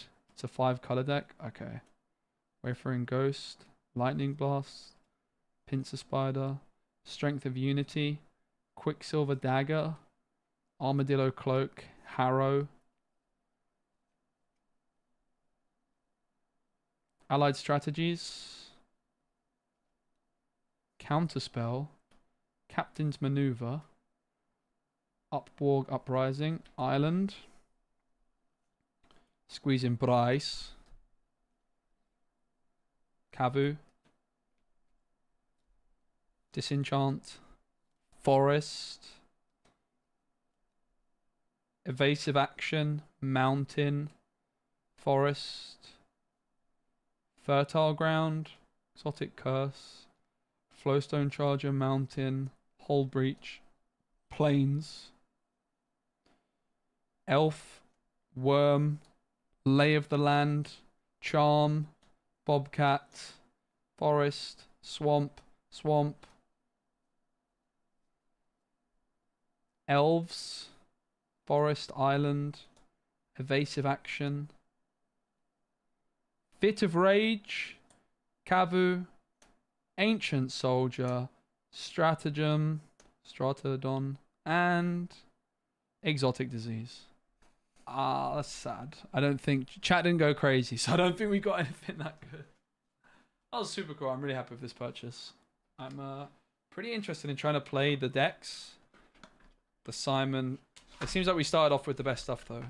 Like my hope is that the stuff that wasn't in the original box was going to be the best stuff, but didn't turn out to be the case. So I had these sleeved cards which were separate. One's pretty cool. That was really fun. Definitely no regrets. But now we move on to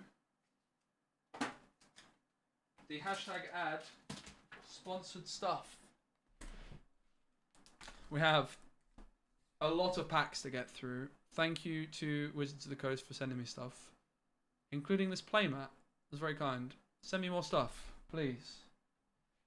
Pretty please. Let me get it all out just to show you just how much goodies we have. How many?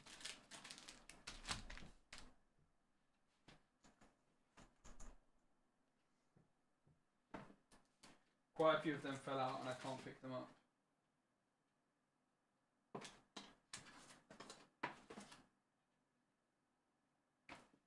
It's like a welcome pack they gave me, which is really nice of them. It's quite a lot of packs. Yeah. So we've got a cool deck box. Lots of packs. Some sleeves, a mat, some tokens, a commander deck, a Assassin's Creed starter kit. Best way to learn to play. Pretty keen to actually learn how to play, to be fair. As I mentioned earlier, there's a chance I'm going to be playing at an event in a month or so. They sent me this like 2 weeks ago, to be fair. Very kind of them. Maybe a bit more than 2 weeks ago. So, let's go for the Assassin's Creed last, because it's newer, I guess.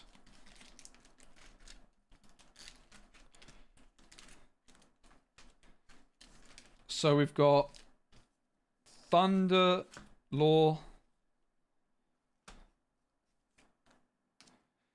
We've got Jumpstart. One anime-inspired card in every pack. Okay.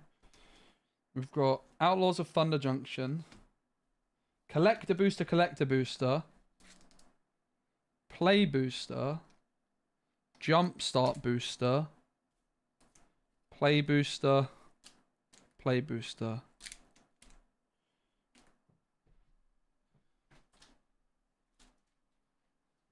Jumpstart Booster. And then we got Beyond Booster. Beyond, one collector. So that is our haul, including this. Not even sure I want to open this right now. Crime always pays. Think I'm going to keep these in the box and save them for a rainy day because I can maybe make a video from them. Collector Booster Sample Pack is in there though. And then in here, 2 ready-to-play 60-card decks. 2 deck boxes, I imagine cardboard. But that's still very epic. So thanks again. Let's go for the Jumpstart to begin with. Because these are pretty hench. Jumpstart 2022 boosters.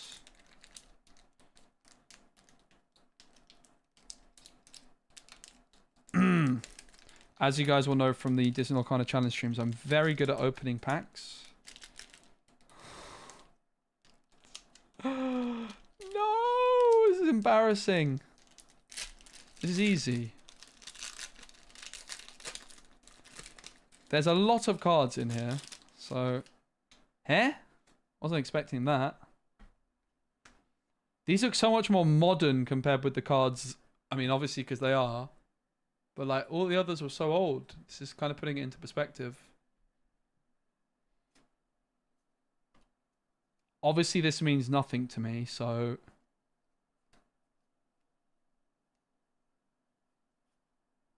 Okay. Cool.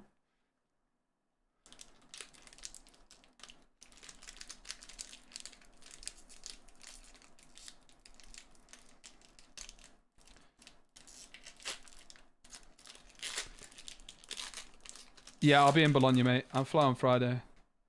Law.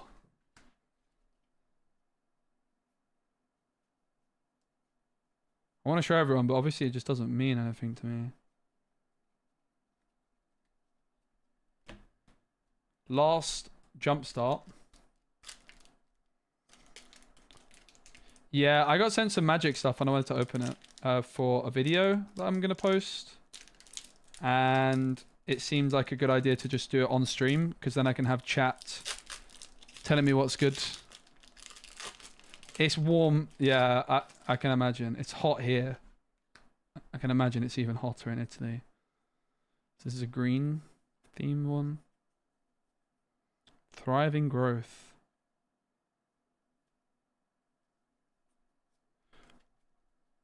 These are like mini decks. Nice. That's pretty cool. I'll put them in my deck box. This deck box is pretty sick, not gonna lie. I don't know what it is, but I like it. They can go in there. Tia is good, I'm sure. She's busy. Very busy. Alright, we've got 2 collector boosters. 3 collector boosters. We're going to save them till the end. But we're going to go for the Outlaws stuff next. So, the best of draft and set boosters. I guess you can still get the like best value cards in these. It's just the collector boosters are better odds for that. Is that right? Discover the coolest cards. So I guess I can get rid of the back card. Oh, can I? Yeah, I think so.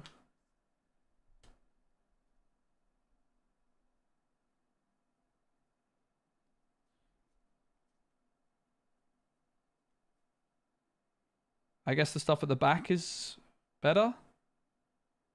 Scalestorm Summoner. Whoa, that seems good. It's got a cool little symbol thing. Inspiring Vantage. Buried in the Garden. And then some foils. Colossal Ratworm. Is that a legendary? Is it rare? Colossal Ratworm has flash. And we got an island thingamajigabobber. Jeez. Alright, I'll sleeve him up. I'm not a complete animal. We're looking for the red rarity symbol. Okay.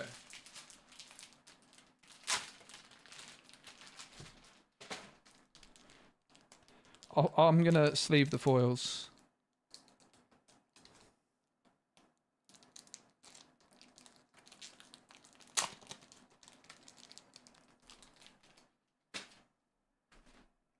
Here are the sleeves. Some Minotaur geezer.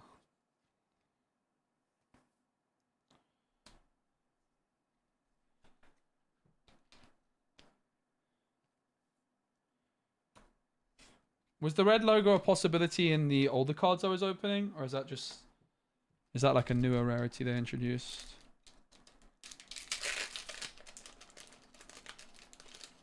New Enchanter just got revealed? Oh, we'll take a look. Is that all of them yet? Because I want to do a video on all the Enchanters once they're out. Vault Plunderer. Jailbreak. Are they ordered from like non-rare to rare? Blooming Marsh. Oh, it's a red! Oh, it's a red. The Port Razor. Creature Orc Pirate. Whenever Port Razor deals combat damage to a player, untap each creature you control. After this phase, there is an additional combat phase. Port Razor can't attack a player if it is... It's a lot of text, mate. Get in a sleeve.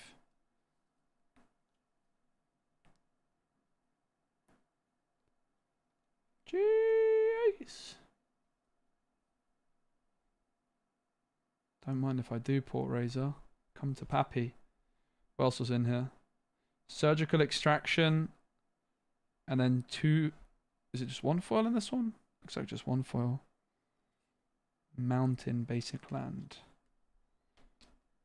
Got the Sterling Keykeeper. Is Port Razor not very good, chat? Okay. I had too much text for me to comprehend if it was good or not, so I was just relying on you for that one. I'm happy with a red. Like, how often are you supposed to get a red on average?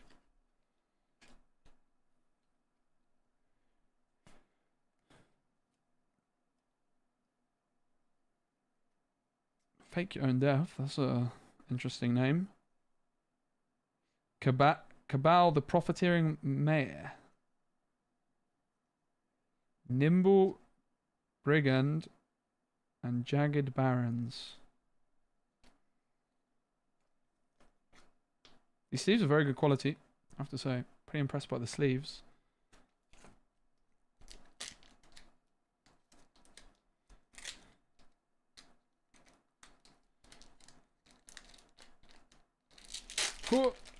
Oh, that's an interesting back. Voted most likely to back banding. Eh?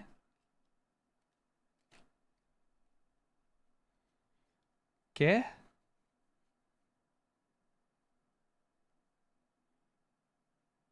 Archmaid's Newt, that's a golden one. Mindbreak Trap, Make Your Own Luck. That's a nice looking card. And Creosote Heath. Gonna keep all these foils sleeved.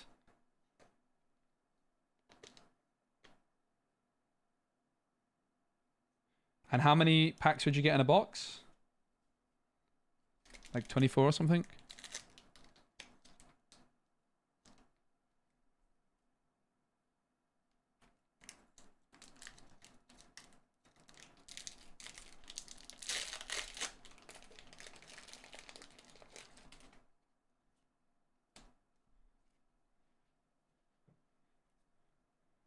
I shot the sheriff, but I didn't shoot the deputy. Mystical Tether and a forest. I didn't sleeve that one. It was a common. Forgive me.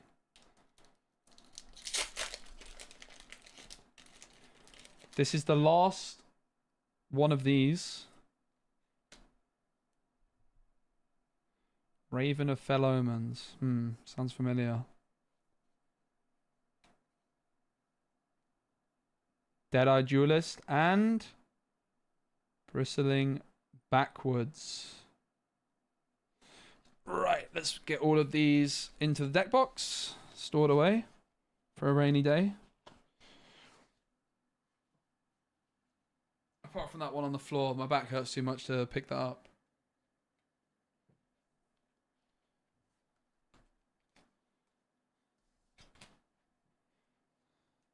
So far, I'm pretty low on the Enchanteds from this set, if I'm honest. I'm not a huge fan of them. Compared with stuff we've seen in the past. In particular, I'm quite low on it. I don't know. I didn't really like the Mirabelle promo card that much either when I first saw it, but it has grown on me.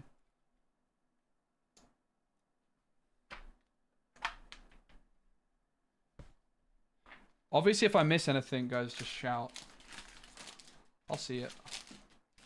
So we do have let's open the collector boosters from these, shall we? Or should we? We'll save them. Let's do the Assassin's Creeders. The Beyond boosters. Only 7 cards in these. Must admit, not a massive Assassin's Creed fan. I have played quite a few of the Assassin's Creed games, but I'm not going to be that familiar with the lore. Hemlock Vial, Hidden Footblade, Propaganda, Mountain. Oh, that's got a nice little symbol, a gold symbol. Black Market Connections. So I guess the rarity's down here now as opposed to here. Before it was the color.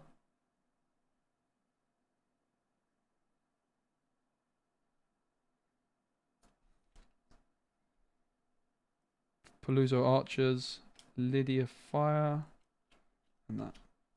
Okay.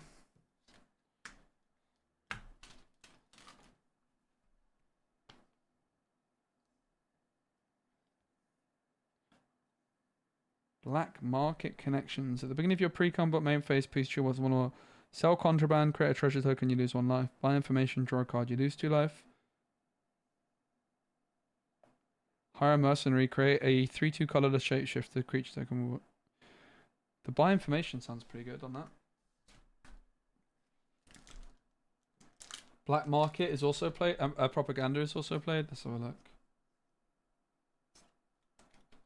Propaganda. Creatures can't attack unless their controller pays 2 for each creature they control that's attacking you. That does sound good. So is this like an item type thing? It's like a permanent effect or what? Or is it just like for 1 turn? Another Beyond booster. 7 cards. I think I can get rid of that. Chain Assassination. Smoke Bomb. Reconstruct History. Planes. Another... It's an Ezio. That's got to be good. I know him. And a Roshan Hidden Magister. And a Shay. I mean, the Ezio's getting sleeved, mate. This is a foil too, so I'll see both. But we've got an Ezio card. Legendary Creature. Human Assassin. Hello. Assassin spells. Costs have free running. When Ezio does combat damage to a player, you may pay lands if that player has 10 lives or left. When you do, that player loses the game. Oh, wow. Right, enchantment is like a permanent effect that stays around. Okay, noted. Thanks, guys, for hanging out. I really appreciate it. I didn't quite get the camera centering right still today.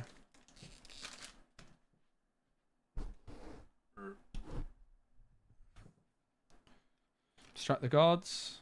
Escape Valhalla. Murder. Island. Oh, it's another rare.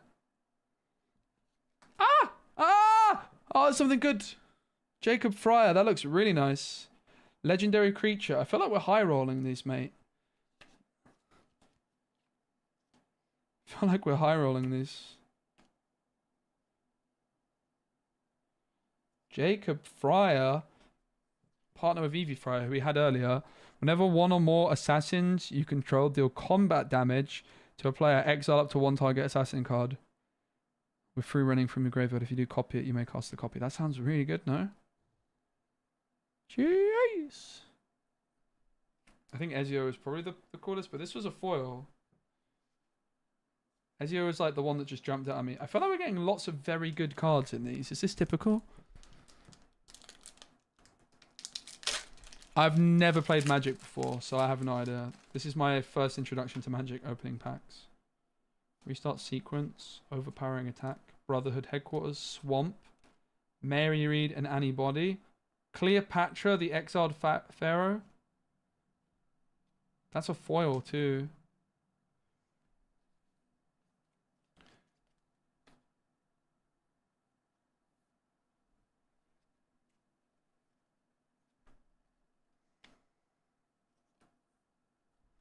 Alright, we've got 2 more of these. But then we've got the big collector boosters.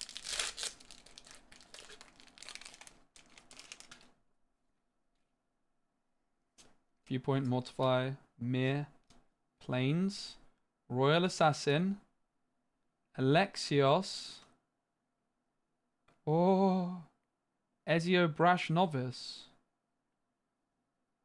Ezio Brash Novice attacks. As long as Ezio has 2 or more counters on it, it has first strike and is an assassin in addition to its other types.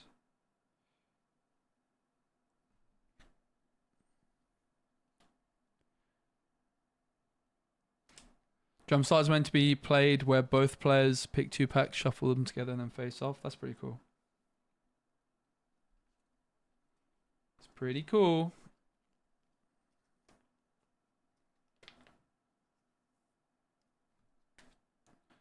Alright. Oh, I've got 1 more of these. But then the moment we've all been waiting for. Oops.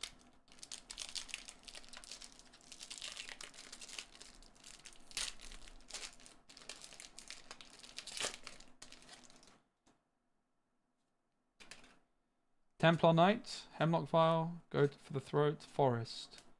What must be done? Alexios. Alexios.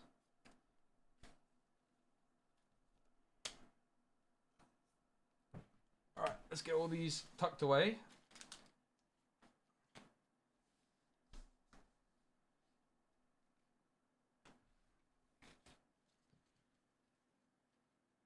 Wash your hands before collector boosters. Wow, they're that... we're talking that level? Or are you just saying that I'm dirty?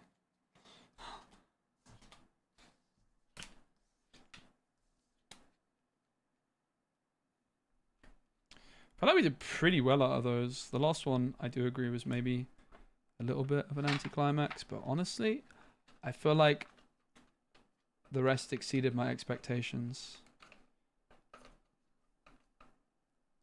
Getting an Ezio card was very cool. Alright, what to do with the rubbish? Throw it on the floor, obviously. The final three. We'll save the Assassin's Creed for last. There's only 10 cards in this one. But here we go. We have Outlaws of Thunder Junction. Collector Booster. My chat's been telling me this is the most exciting part. Obviously, I'm very good at opening packs. As you guys can tell, I'm very good at opening packs. Brother, how's a man supposed to open this? Alright guys, I'm going to have to end it there. I don't know how to open it. Oh, look at that. Never in doubt, eh? What a smooth operator.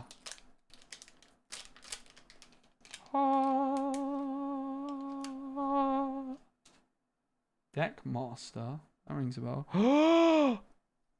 Wait, what? Are they all foil? How are we just going to open a pack to a foil? I'm not used to that. Mercenary. 3 steps ahead. That sounds good. That's more than 1 jump ahead. That's 3 steps ahead. Oops. I'm getting more sleeves, mate.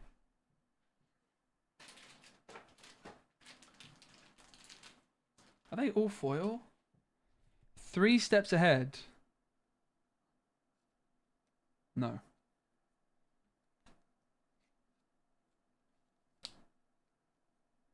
Path to Exile. I'm not going to save that one.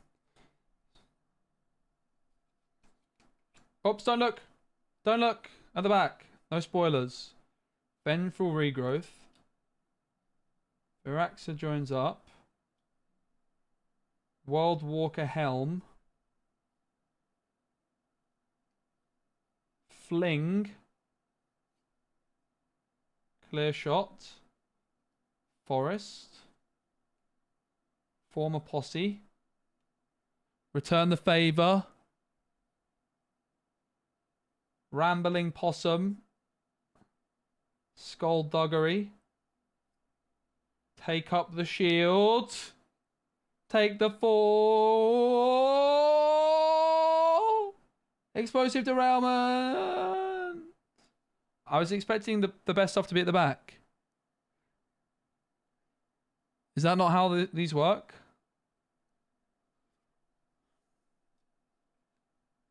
I should Steve these all, shouldn't I, really? I'm going to get read at otherwise.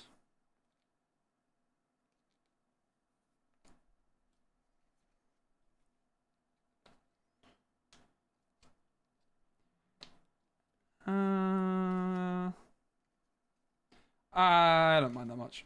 I'll get read up. That's fine. I can do it afterwards. 2 to go. Another collector booster. Was that a W or L? I feel like it might have been a bit of an L. Chat didn't go crazy. Is there like a card in particular I should be looking for in this one?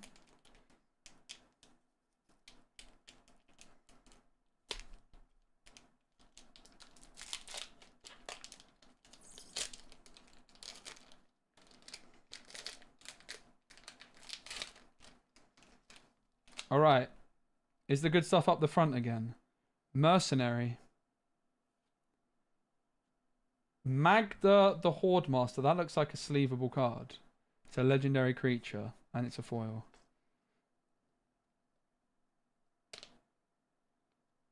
Don't need to tell me twice.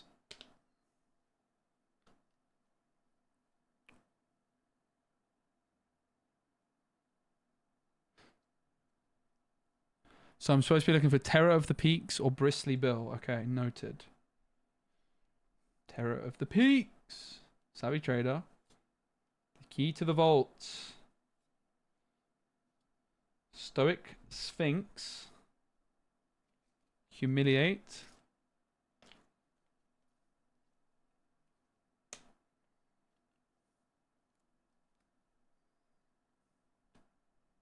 I sleeved the wrong card there somehow.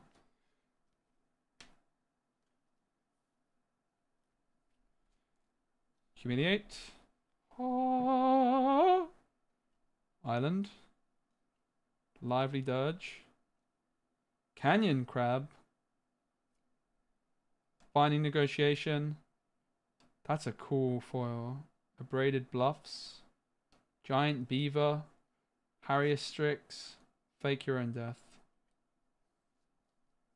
1 to go.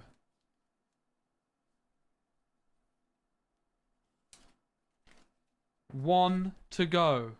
And it's the one I've been looking for. One I've been waiting for. The Assassin's Creed Collector Booster. 10 cards.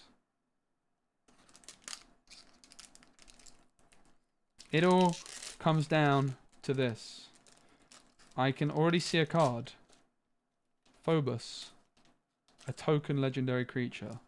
What is a token? I feel like that's not an actual card, right? Is that an actual card? Oh. Which way do I open it? Do I go for Phobos or do I go for the Terminate? Phobos, Terminate. Phobos, Terminate. I probably am not posting any more Lorcana content, but I do need to record some stuff. So I'm probably going to do some editing this evening. Alright, let's go from the Terminate side. Terminate. Assassin Gauntlet. Roshan Hidden Magistra. Oh, that looks good. The Breaker of Chains. Palazzo Archers. Plains. Cover of Darkness. Cover of Darkness enters the battlefield.